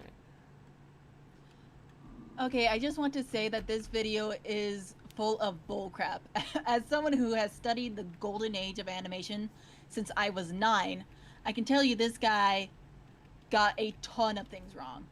First off, Walt Disney never took credit for creating the story of Snow White. Wait, what? He said that? In the video, yeah, he did mention that because it was part of that. it was something part of corroborating his theory about Bendy being akin to the real life studios of Fleischer and Disney and shit. So Okay. yeah, I know, Okay. right? He did not fucking say that. No. He did not. He just wanted to create a movie. I mean, for pity's sake, the reason he wanted to make a version of Snow White was because he saw a version of Snow White and thought, "Hey, I want to do that." And haven't we all been there? When he was younger and was like, I love this story and I want to make my own version. Haven't we all been there seeing a public domain piece of work being adapted into something and being like, wow, I love this. I wonder what my take on it would be. I mean, for pity's sake, you know, the Hunchback of Notre Dame Disney movie was actually based on the creator or like the director or someone remembering a graphic novel version, like a comic version of the story, not the original novel. Yeah. It's like it's an adaptation of an adaptation of an adaptation, basically, at that point. Yeah. He even said in a few interviews that he was inspired by a silent film adaptation of the story when he was thinking of possible stories to adapt to full-length animation feature. Also, it wasn't necessarily Walt Disney Studios that caused the Max Fleischer to lose his studio. Yeah. Excuse me. All right. I was taking a breath. Oh God. You're all right. I was taking a breath in and I accidentally breathed in some saliva. Yeah, I hate it when that happens. Yeah. And renamed the studio as Famous Studios, which continue making Popeye cartoons in color and helped create Casper the Friendly Ghost. Yeah, that's true. 7:43. Give it up for almost having 2 hours under our belt. I skipped a few lines, I think. Hold on. Oh, okay. Next Fleischer to lose the studio. No, that was Paramount Pictures. Paramount wanted full control of the studio and its films. So they kicked out Max Fleischer and renamed the studio as Famous Studios, which okay. All right. Yeah, Paramount was the distributor for all of those old Betty Boop and Popeye shorts. Yeah. And lest I forget those Superman shorts, like those classic Superman cartoons were made by Fleischer Studios. Okay. Yeah. Okay. Contrary to what's stated in the video, Fleischer's cartoons were actually the more popular in the 30s than Disney's. That's true. That's Popeye true. And I have a really good reason for this as well. Mm-hmm. Everybody knows Disney is being squeaky clean and all that, right? And everybody knows that Disney is like pretty much all of their stuff is made for families, like all of that. Yes. Fleischer Studios, before the enforcement of Hays Code restrictions, actually made much raunchier cartoons. Like, there was a common joke in a Betty Boop cartoon, like, at least I think I'd seen it in 2 of them when watching a few of them, where basically the top of her strapless dress, like, flips down and we can see her bra. She has to pull it back up. Oh, boy. Yeah, they got a little racy. They got a little saucy in those cartoons. Wow. Yep, that probably contributed to the popularity, because it's like, no limits, guys. Seriously, watch the old Betty Boop cartoons. They are really good. I think I will. Yeah. Sounds great. It sounds like a good time. Yeah. Popeye in particular was the main box office draw to the point where the half-hour short Popeye the Sailor meets Sinbad the Sailor Well, that's only was 16 billed- minutes, but yeah. was billed as a full feature. Oh my. And 16 minutes was a whole feature? There was one Disney short film when Donald said the F word. I don't know about that, but I know there was a blooper reel in Warner Brothers where Porky Pig said, Son of a bit gun. I bet you thought I was gonna say son of a bitch, didn't you? they were just goofing around. Anyway, I don't know about the Donald saying the fuck word, though. I don't know. Oh no, you said the fuck word. Anyway. The book scene in the game, The Illusion of Living, is actually based on the Disney animation book, The Illusion of Life. Yes. Okay. Written by Frank Thomas Walt and Ollie Dis- Johnston. All right. While Walt Disney and Max Fleischer were rivals for a long time, they did eventually reconcile. Walt even having his son Richard Fleischer direct the live-action film 20 Leagues Under the Sea. 20,000 Leagues Under the Sea, yeah. 20,000 Leagues Under the Sea, my bad. It's just... they missed a 0, so I misread that. Huh.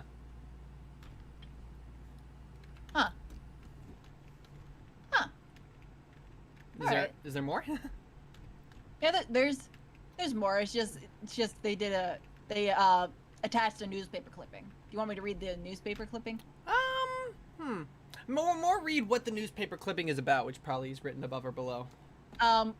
Well, the header is Max Fleischer film cartoonist observes golden anniversary. Ooh. All right, and And then it's a picture of Walt Disney and I'm assuming Max Fleischer and his son. yeah, probably.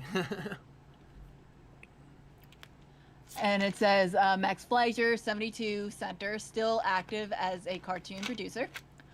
Visits Walt Disney, left, at the Disney Studios, Burbank. Nice. On the right, Richard Fleischer, son of Max, who directed 20,000 Leagues Under the Sea. Okay. All right.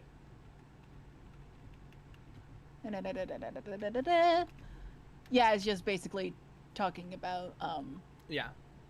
yeah. So is the newspaper clipping the end of it, or?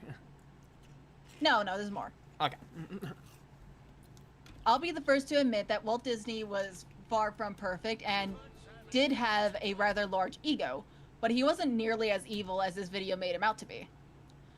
But really, what really annoys me is how many views this video has, and this being the internet, everybody is gonna be gullible and go, duh, I know all about classic cartoons. I watched the game theory video, and if they say Disney is the devil, then it must be right. And not do any further research. Ugh. Well, I admit he did get a small number of things right, as well as the parallels between Max Fleischer and Joey Drew. That still doesn't make up for the ton of stuff that he got wrong. Do yourselves a favor, folks, and if you want to learn about the history of the golden age of cartoons, check out the several legitimate books and documentaries about the subject. Heck, there are even websites out there with better info. Probably the best would be Cartoon Research, run by animation historian Jerry Beck and including articles from several historians and industry professionals. If you want to learn the true history of Fleischer Studios, I strongly suggest you pick up Popeye the Sailor Volume 2, which includes a documentary about said history, as well as the book The Fleischer Story. Also, if you want to learn about Walt Disney, both the good and the bad, I strongly suggest you check out the PBS documentary, American Experience Walt Disney. Just don't go around spreading this misinformation as fact. And that's the end. Yeah. Yeah. Yeah. And it's like, and admit where, like, MatPat did get some things right, but it's like... And that's the thing about his theories, right? He always gets a few things correct, but then he just goes off the walls and, like, gives so many other things incorrect. It's Like his theory about Mario being a monster, he completely disregards the part of the pamphlet you know, once Mario came in, he managed to get like he managed to, you know, transform the citizens back to, you know, back to normal, and then all the other blocks are just regular ass blocks. You know, you completely disregard that part of the pamphlet. It said that. Whoops. It's like when the evidence is on screen at the same time as like, hey buddy, I missed something. Yeah. Yeah. And not only that, the part he said, oh, and Mario just like flings Yoshi into the pit. What a monster! Like, first, that's player input. That's not Mario. That's the So player. in other words, that. the player decided to kill Yoshi. How dare Yeah, you? the player decided to kill Yoshi, and You second, did that. there's a way you can save Yoshi from going into the pit. It's just most players don't do that because it's easier to just fling Yoshi into the pit and get a higher jump. Yeah. Speedrunning tactics don't care about your feelings.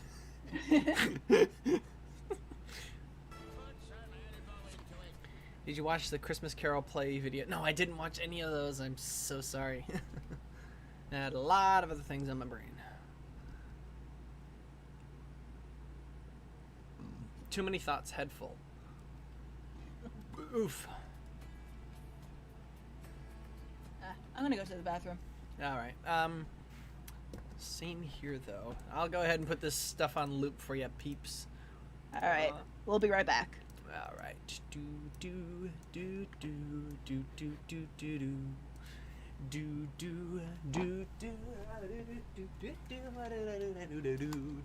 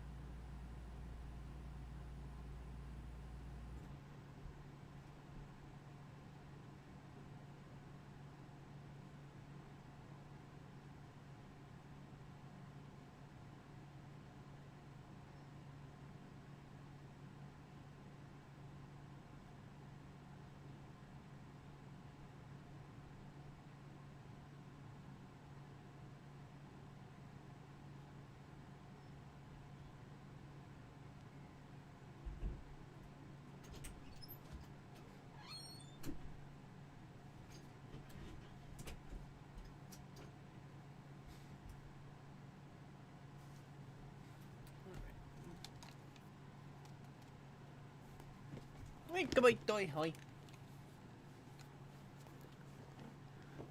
She not back yet? Okay, not back yet. Alright. Right, back into it. That sounded a little louder than before. Alright, I'll turn it back down.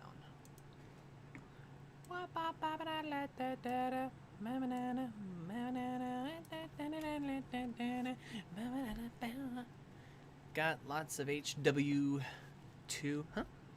How's life? How's everyone doing so far? Alright, been busy. School, trying to draw, but school has been busy. That's nice. Welcome back, comic. Lots of HW2. I've returned. Hi! Hello. Welcome back, welcome back, welcome back. Hey.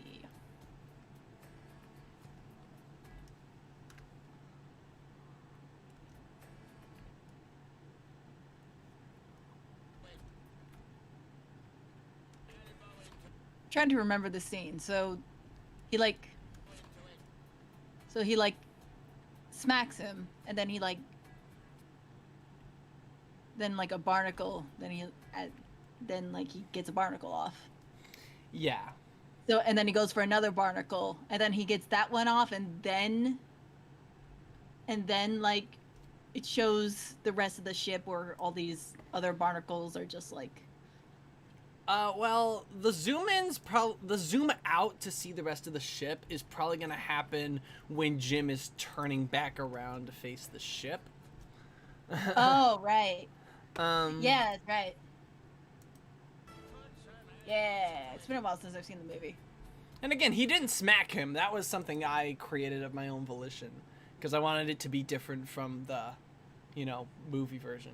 That's right. Yeah. So I had to have Jim like facing the ship more, so that he could smack him on the back and still knock the barnacle off. Also, in the movie, he was initially like pushing up on the thing to get it off.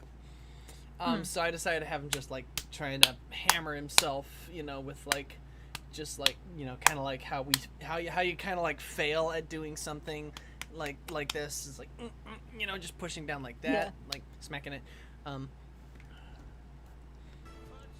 Okay. And it's like, so that when he actually goes like this and pulling it with his elbow, like in the movie, it actually looks more correct. Okay. HW means homework. Oh. Stupid fucking homework. I mean, if you're pulling on it, I can see it. I can see like those barnacles just like flying in your face, and nobody wants that.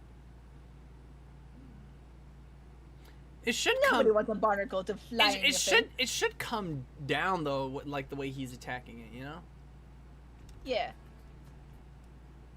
Anyway. Nobody wants a barnacle in their face. I'd rather not have a barnacle in my face.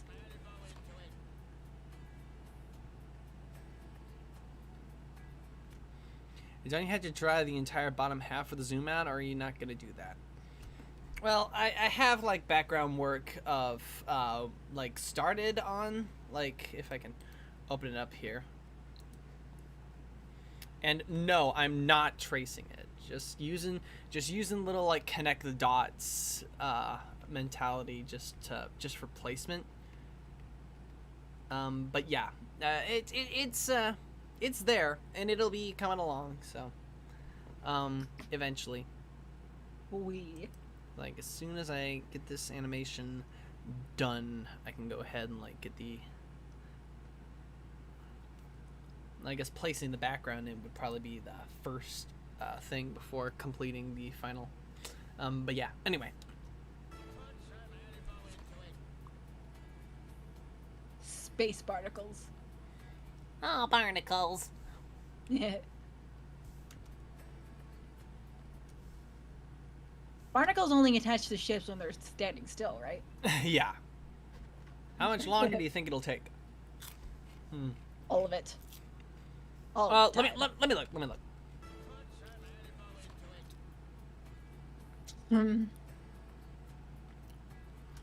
Let's see.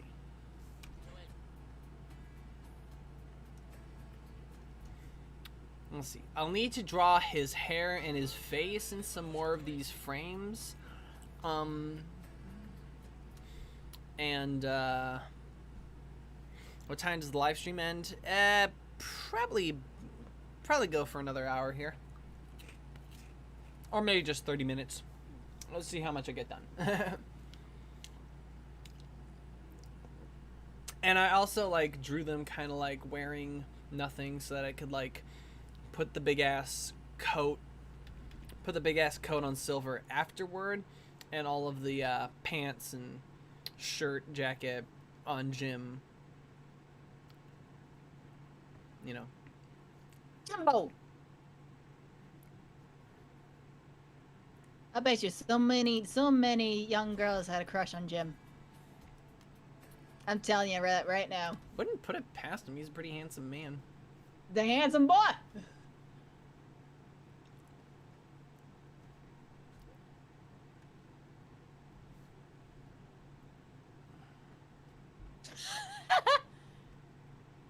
How do Hey, you guys... Falling through the ceiling. I'm back! Yay! How do you guys like your hot chalky?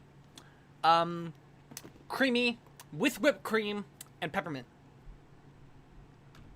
Oh my god, yes. I think more girls had a crush on Kovu.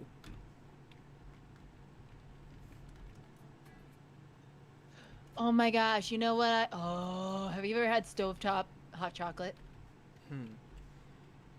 It's the thickest, creamiest, fucking hot chocolate you will ever have in your life. It's so good. Basically, what it is, it's like it's milk and like chocolate chips and cocoa and sugar. You just and you just put it all together, and it's so good. Just put it all together in this on the stovetop. It's so freaking good. It's the best. And now I kind of want to add peppermint to it and see how it is. I like my hot chalky That hot sounds and chocolatey. delicious. Oh my god, it sounds so good. Kovu the lady killer.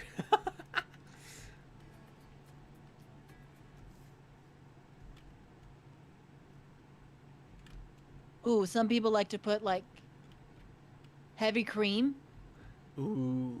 heavy like a mixture of like milk and heavy cream, like in their stovetop hot chocolate. Mm. So good. It's so good.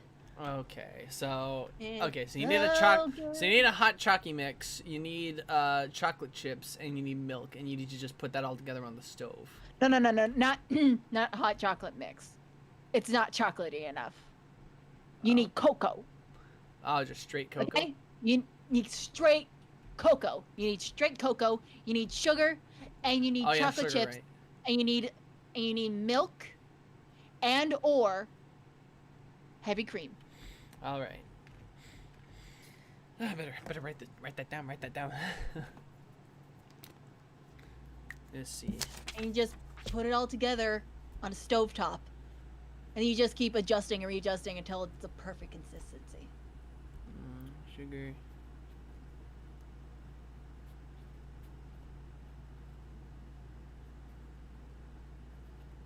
Oops.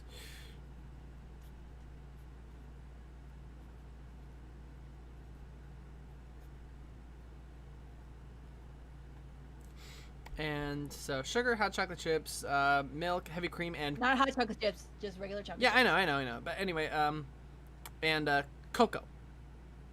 Yeah. How do you spell cocoa again? It's like COCOA. yeah, that's what I thought. Cocoa. All right, cool. Sugar, chocolate chips, cocoa, milk, and or heavy cream. And how much of each thing? That's probably pretty important. I think like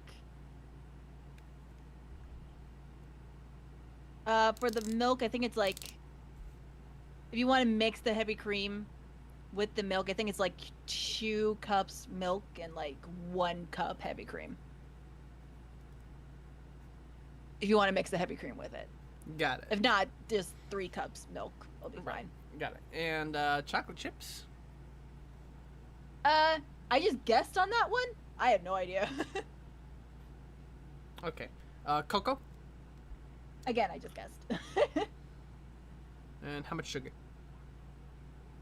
I just guessed. All right. Like I said, just keep adjusting and readjusting until it tastes good.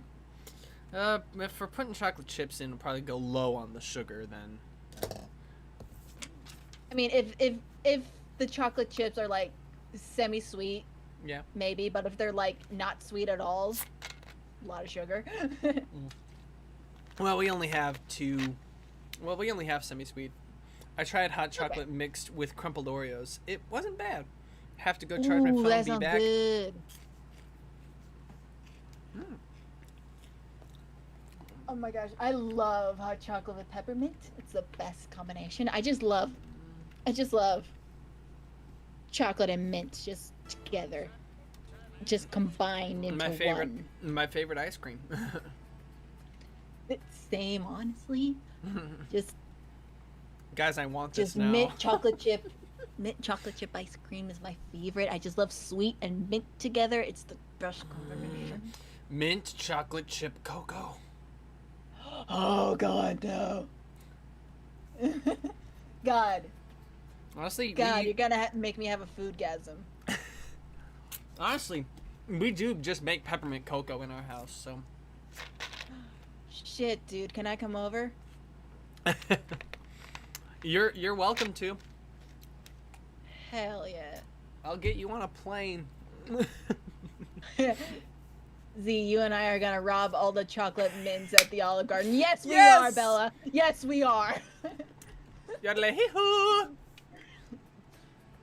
Okay, things to prepare for ZD's arrival.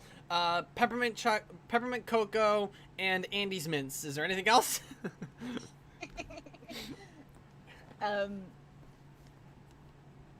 This is making my stomach upset. I gotta go lie down. Aw. Did you get your shots, Z?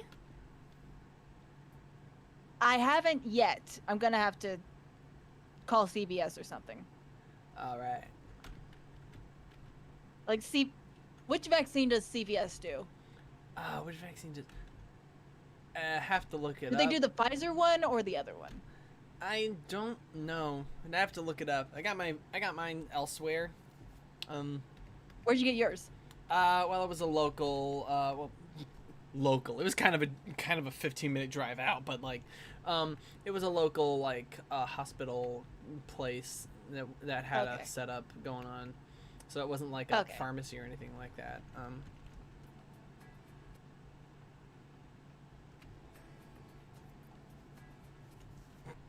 Yeah, I'm gonna have to look up where to get shotted so I can get my shots. Yeah. Shots, everybody! And I'm not throwing away my shots. I'm not throwing away my shots. Then once I get the shots, I am going to travel to Oregon. I travel to Oregon. And I'm gonna drink all your hot chocolate and eat all your mints.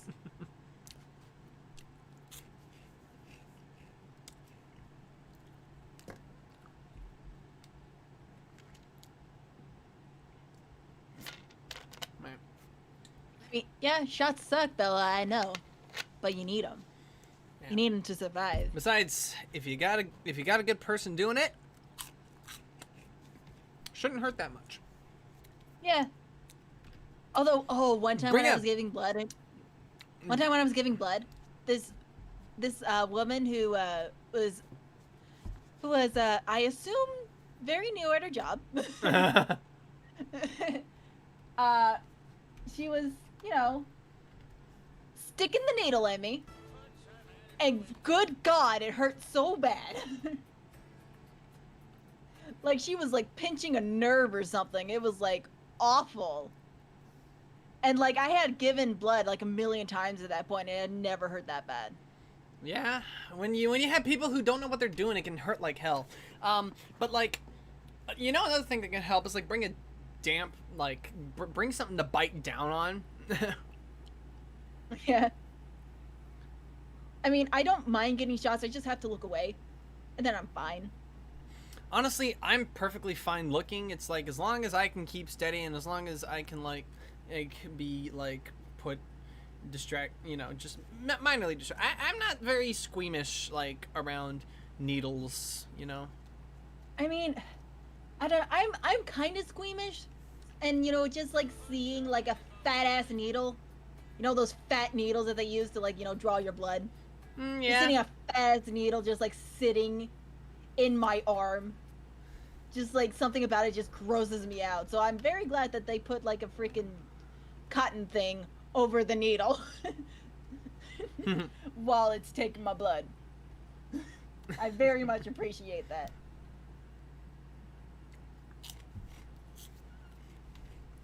Just I don't know what it is. Just something about a fat needle just sitting in my arm.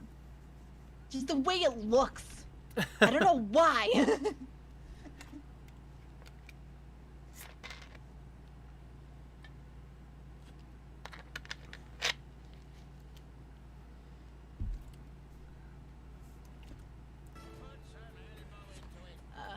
But yeah, when I was a kid and I got my shots, like every single doctor loved me because I would just let them do it. I did not struggle.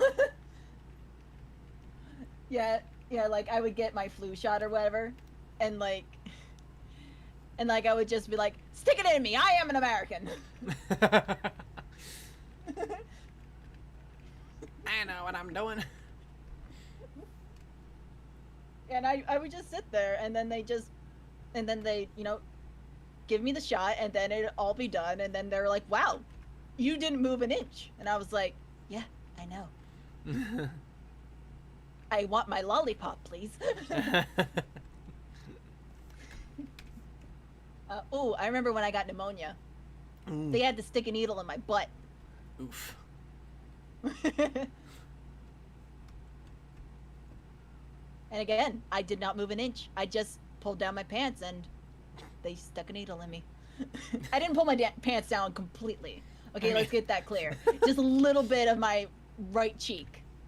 Can't even imagine myself ever getting an epidural. What's an epidural again? Well, tolerate shots. They suck, but I get them if I have to. Epidural. I think like that has some like surface levels, skin, or is that like more deeper skin? It's something related to the skin. I know that. 'Cause epidermis, yeah.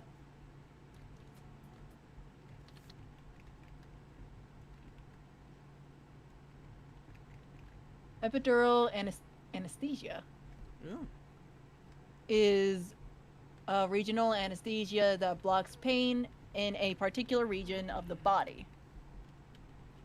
The goal of an epidural is to provide analgesia or pain relief rather than anesthesia, which leads to a total lack of feeling. Epidurals block the nerve impulses from the lower spinal segments.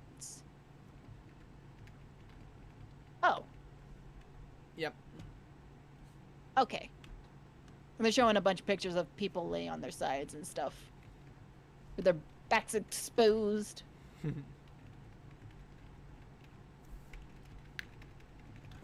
Okay. I think I have a minuscule understanding of what it is now. Yeah, it numbs the nerve, yeah. It's like anesthesia, but you're awake.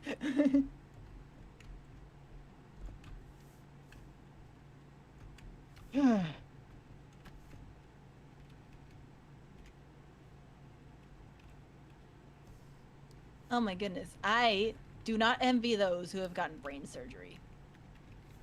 Because most brain surgeries, like, you need to be awake for it.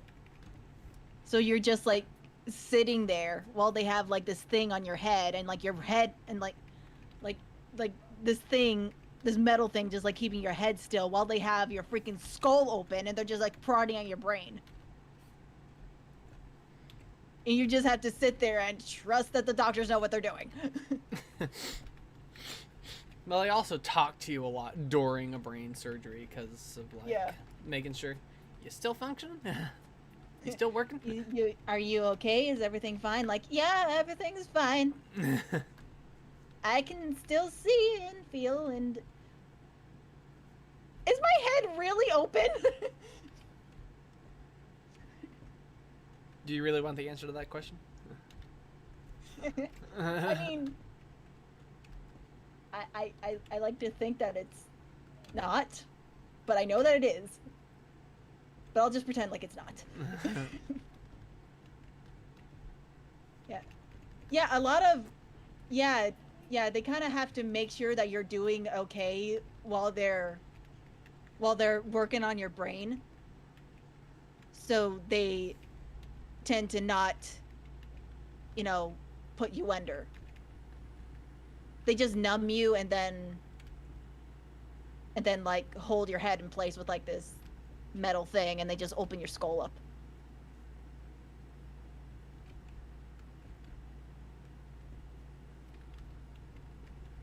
It's neat.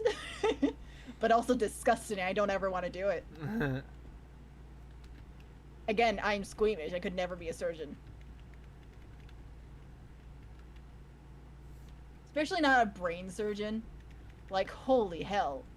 Like, you have to go through all of the schooling in order to become a brain surgeon.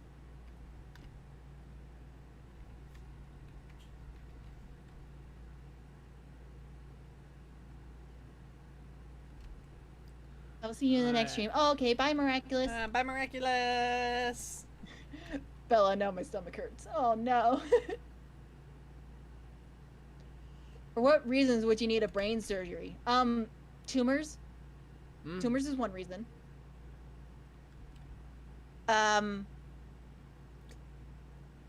Would they need to crack you open if a blood vessel burst? Huh? Would they need to crack you open for internal bleeding in the brain? You know what? I'm not sure because I'm not a brain surgeon. Good point. But like, yeah, but like, I would assume they would need to in order to like suck the blood out or something. And like, you know, sew it up. Yeah, yeah. And also, you like hit your head really hard and you like crack your skull open. You're gonna need brain surgery for that. Oh yeah. I mean, you already got half of it done. It was like, step 1, open the skull. Great. Step 2.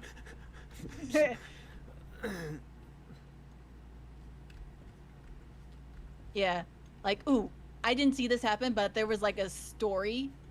There was like a story going around in my school when I was in like elementary school of this kid who was like, you know, messing around in his chair, like, you know what, like, you know how kids do. Oh yeah. Just messing around in his chair, like leaning back on like 2 legs and stuff.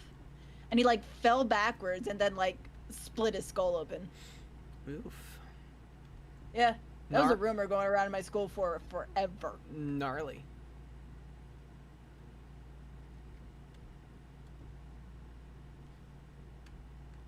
Ooh, another rumor going around my school was that the girls' bathroom was haunted. Nice.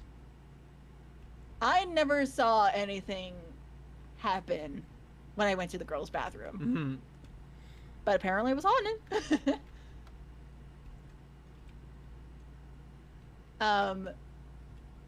Yeah, and apparently it was haunted by this one girl who went to my school who was shot at a McDonald's. Yeah, like she was chilling at a McDonald's with like her grandparents or something. And like this guy came in with a gun, like demanding money or something, and then she got shot in the crossfire. Yeesh. Moaning Myrtle. This was back before the Harry Potter books came out. So yeah, that girl was Moaning Myrtle before Moaning Myrtle was a thing. I mean, you hear of ghosts haunting weirder places, so. Mm-hmm. Yeah, but like, it's a tragic story, man. Like, this little girl just chilling at McDonald's and then suddenly dead. Yeah. I think that was like back in the 90s or something when that happened. Yeah, I remember seeing that little girl's picture up in the school, like behind like a glass case.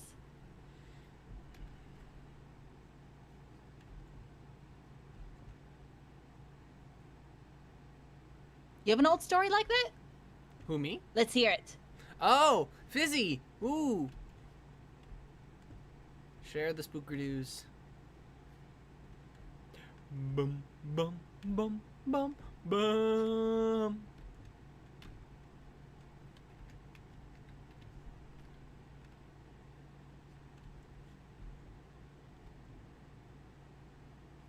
Made it up while studying for exams. Ooh.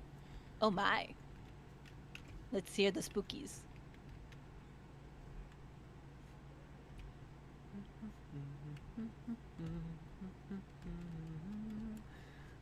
Back, I just needed to get pizza. Oh! Welcome back. Nice.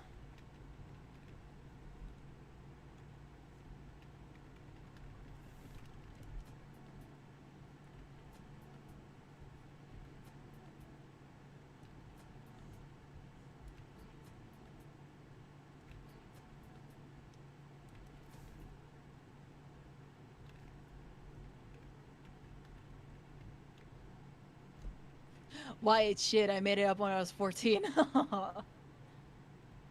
I mean, why not?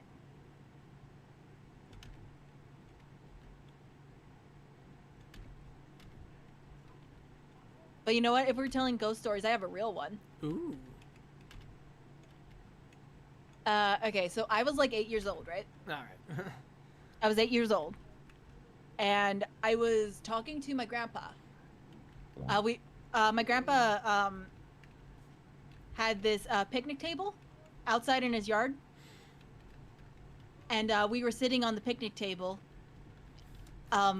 like we were sitting on like the table part of the picnic table, and we were resting our feet on the seat part of the picnic table. And, you know, we were just talking. Yep. And I think I like got bored or something, so I just like started like looking around the yard and stuff, and for whatever reason my eyes just like fixated on the basement door, and the basement door is like a sliding glass door. All right. It's like all glass. And like I just fixated on that door for like a few seconds, and then this like figure of a man just like manifested itself in the door. It was a tall dude. It was a tall dude, like I would say about 6 feet tall maybe. And like he was wearing a white wife beater with red suspenders and like dark pants, and he was standing with his hands in his pocket. And he had like a shadow cast over his face, so I didn't see his face.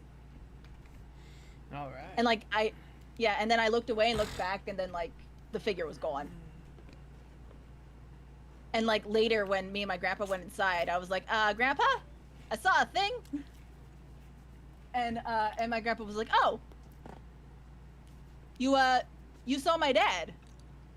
Just like chill and nonchalant, like it's a normal thing that happens. I was like, oh, did I? He was like, yeah, he shows up every once in a while. It's fine. Like, okay. And my dad like overheard us talking about it, and my dad came out and was like, "Oh yeah, I saw him too when I was 16." And I was like, "Oh, do tell." And my dad was like, "Okay, so I was helping your grandpa." This is me talking from my dad's perspective, just so everybody knows. So yeah, I was helping your grandpa clean out the barn outside, and in the barn was this rocking chair. And I just looked at it for a couple seconds, and then it just started rocking by itself, and there was no wind or anything, so I thought that was odd. But then I saw this figure like form in the seat, and it was that exact figure that you described, Zoe, and I was like, fantastic. So we just have a guy just sort of pops up every once in a while. Just this ghost that sort of pops up every once in a while. That's great. It's fantastic.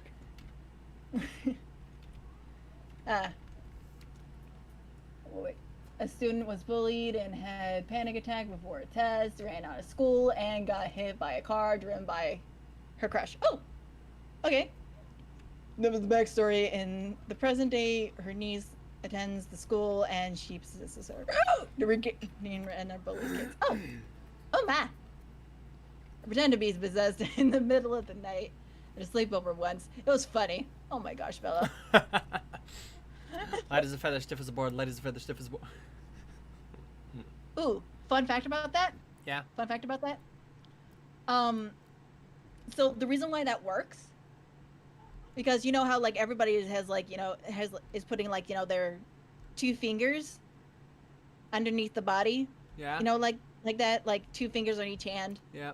Putting it under the body. And like when everybody like lists at the same time, the only reason why it feels so light is because everybody lifted at the same time, and like everybody's strength was distributed at the same time, and that's what weight distribution. And and like and it's just weight distribution. It's like it's not any ghost or anything. It's just science. You just lift it up, and boom, your friend is suddenly light as a feather. Stiff as a board. Yes. You can do the same thing with like random objects, like random flat objects. Oh yeah. Like it's no not. doubt. It's not. Yeah, it's not. It's not an amazing thing. Like Yeah, but it can Like, be. But it I can will- be I will fun to tell do it with an people- actual human being. You know. yeah, yeah. I will tell people like I believe in the supernatural and I believe in ghosts and stuff, but I will like before I decide ghost, I will exhaust all my other options first. Like the story with me seeing my dead great grandpa. Yeah, I don't think little like little me was just like, okay, I don't think there's anybody in the house that looks like that. Grandpa, grandpa, help.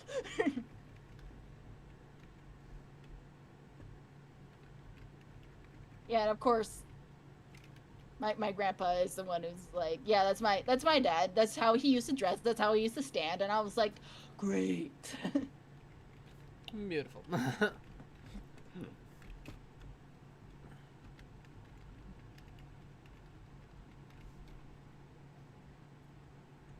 Am I the only one here who's never seen an actual ghost? Damn it. No, I mean, I think I also fit in the department of not having seen any ghosts or spirits. it's wild when you see one, man. It's freaking wild. So many people call you crazy, it's insane. You have no idea how many people have called me crazy. And you have no idea how many people were people that I was dating. One of them was like, I believe you believe it. Thanks. That's a very nice way of calling me crazy. Thank you. For me, for my money, it's like I have no seen these ghosts. I have no knowledge of ghost. I know that there is a perception of things that are supernatural, also known as, well, what we perceive as natural being of the scientific and logical world, and things that are supernatural are pretty much literally anything spiritual. But for all intents and purposes, if a ghost were skittering around, you know, just, it's like, I could think of plenty of, I can think of plenty of things. I don't know if I know I probably wouldn't default to anything even remotely logical. But, like, you know, has anyone even really studied the notion of a spirit hanging around a place? Like deep-rooted study. Like, have people actually gone and, like, correlated, like, where the peoples appear? And it's like, sure, I know that there is a spiritual, there's an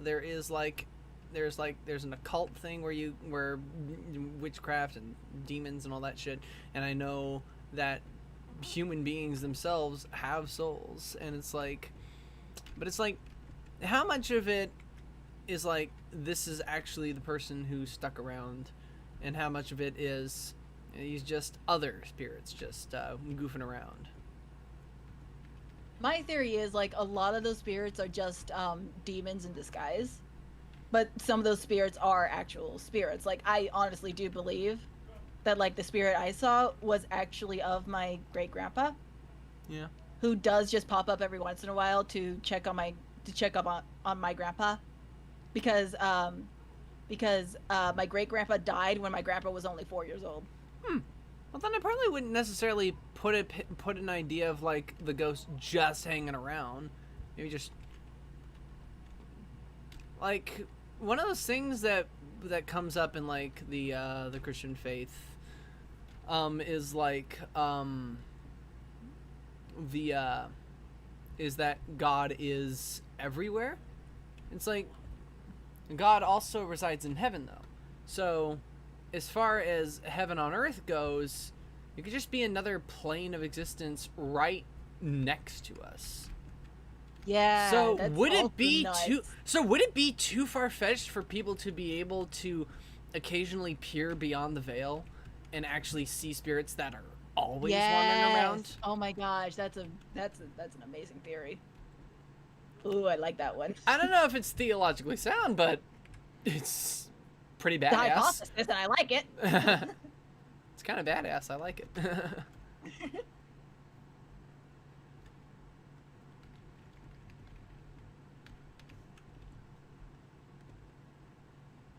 Ooh. Ooh. And my grandma told me this absolutely beautiful story. Like, okay, this was back in 1970 when my dad was first born. All right.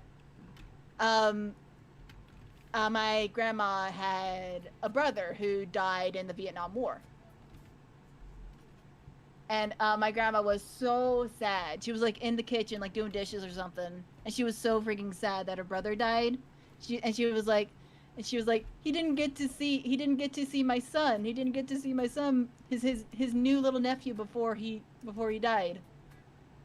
And my grandma like saw this like glowing, beautiful version of her brother just like standing in the hallway, like in front of the door that led to the living room.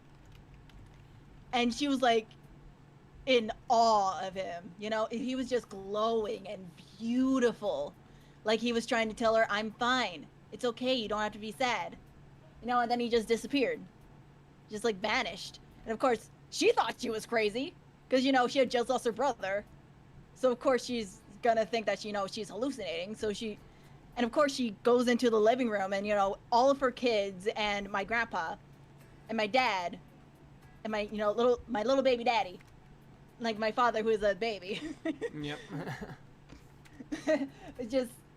We're just all in there, like my dad's laying on the ground being a baby and stuff, and everybody's just like watching TV, and nobody saw her brother, so of course she thought she was insane. But then, as she's standing in the living room thinking she's gone nuts,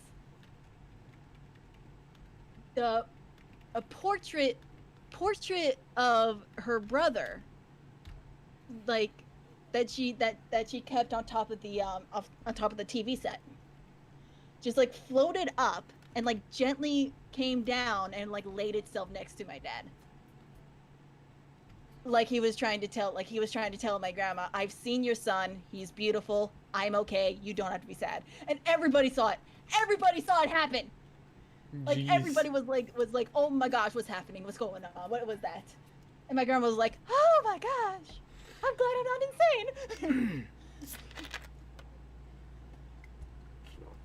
insane. Man, that's one hell of a spiritual event right there. Yeah.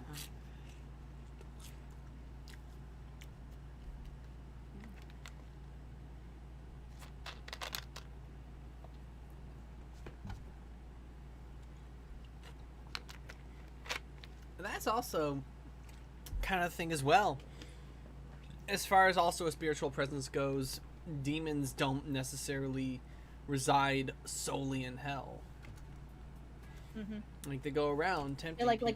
They go around tempting people. In They go the around, Bible, like, to... in the Bible, I believe they call Earth the devil's playground. Easily, yeah. Yeah. And idle hands, the devil's playthings. Yeah.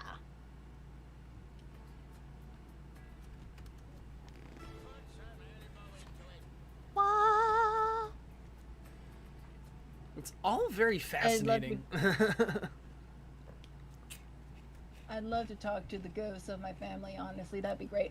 I never got to talk to my great grandpa, just saying. I just saw him. Like, there he was. Yeah, ghosts just show up for a second, then dip off. He Later. just go, hi, bye. And I'm like, okay, don't do that to me. I'm 8 years old. I don't need a heart attack right now.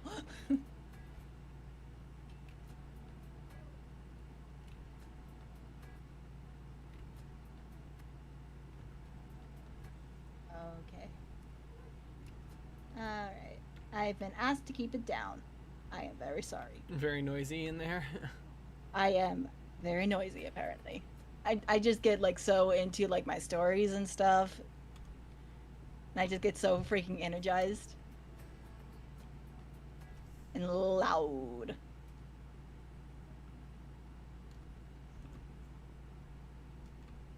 Whew. Like legit, I can feel the adrenaline. Simply because of how pumped I got from telling my stories.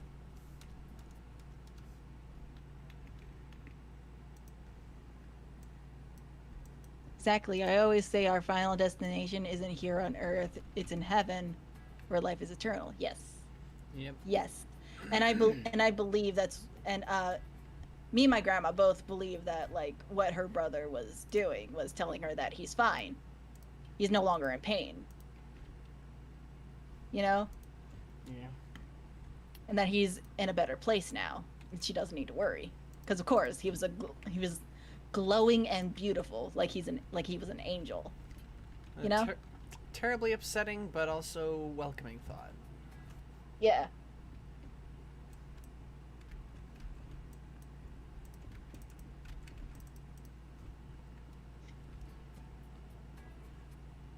Oh my gosh. Those are names of my scrap story because they're technically the same age. They get to know each other and become good friends because I thought that was wholesome. Yes. These are wholesome cheats.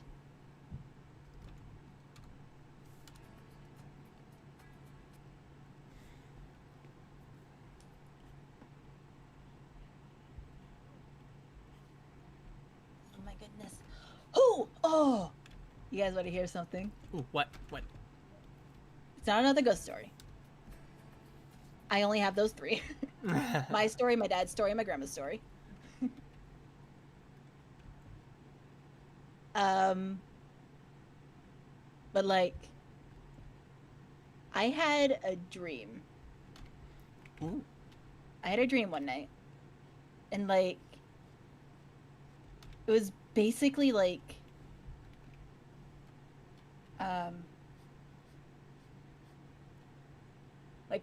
purgatory, Hmm. you know, but it wasn't like actual like purgatory or whatever. I would have been able to tell, you know, but like basically it was like a fictionalized version of it, and it was so freaking cool. But like I was like in this dream, I was basically following this guy around like in third person. Mm-hmm. You know, I was just following him around, and like basically he was this guy, not a very nice guy. He cheated on his girlfriend, and he was like this player person and stuff. His girlfriend broke up with him because he cheated on her and all that, and like he wanted to make amends. And he wanted to make amends, but before he could make amends with her, he died. Then and like in the dream, I'm like following him, and I follow him, and like into like this friggin' area of the afterlife. He's like at this building, like in this building, like basically you start on the middle floor, and like each floor is like a test, and like it's a test on whether or not you actually belong in heaven, like if you belong in heaven or if you actually do belong in hell. And because this guy, you know, wanted to make amends with his girlfriend before he died, like that's when death was like, I need to test you. I need to see if you belong in heaven or hell. So here you go. Here's the building.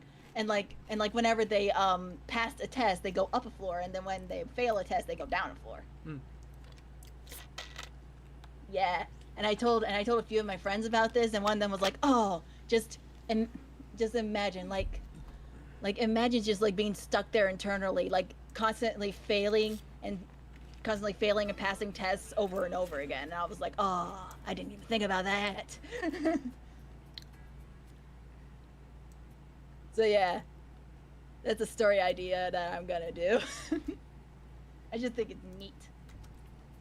It's a neat It's a neat idea. Bye. Sorry I can't stay long. Nah, you're fine. See you, Miraculous. Bye-bye. But honestly, I think I'm gonna wrap this one up here for now. I'm actually pretty happy because I was really struggling with this bit of the animation last time, so I'm really happy with the progress that's been made so far. And as long as I actually get some work on it off stream, I can justify what we're going to be doing on Friday, where we are going to return to playing videos game. But I won't tell you what it is. Shh. If you want to know what it is, you can actually read the description on the live stream. But don't tell anybody I told you that. But anyway, until Friday, thank you all for joining us once again for all the ridiculous shenanigans, lovely family stories, haunting ghost stories, and of course... No, he's still going to do animation streams. Just not this week. Yeah. Just not this Friday. Just not this Friday. Yeah, we will return to the animation, but until we do, thank you all for joining us, and as always, take care, stay safe, and...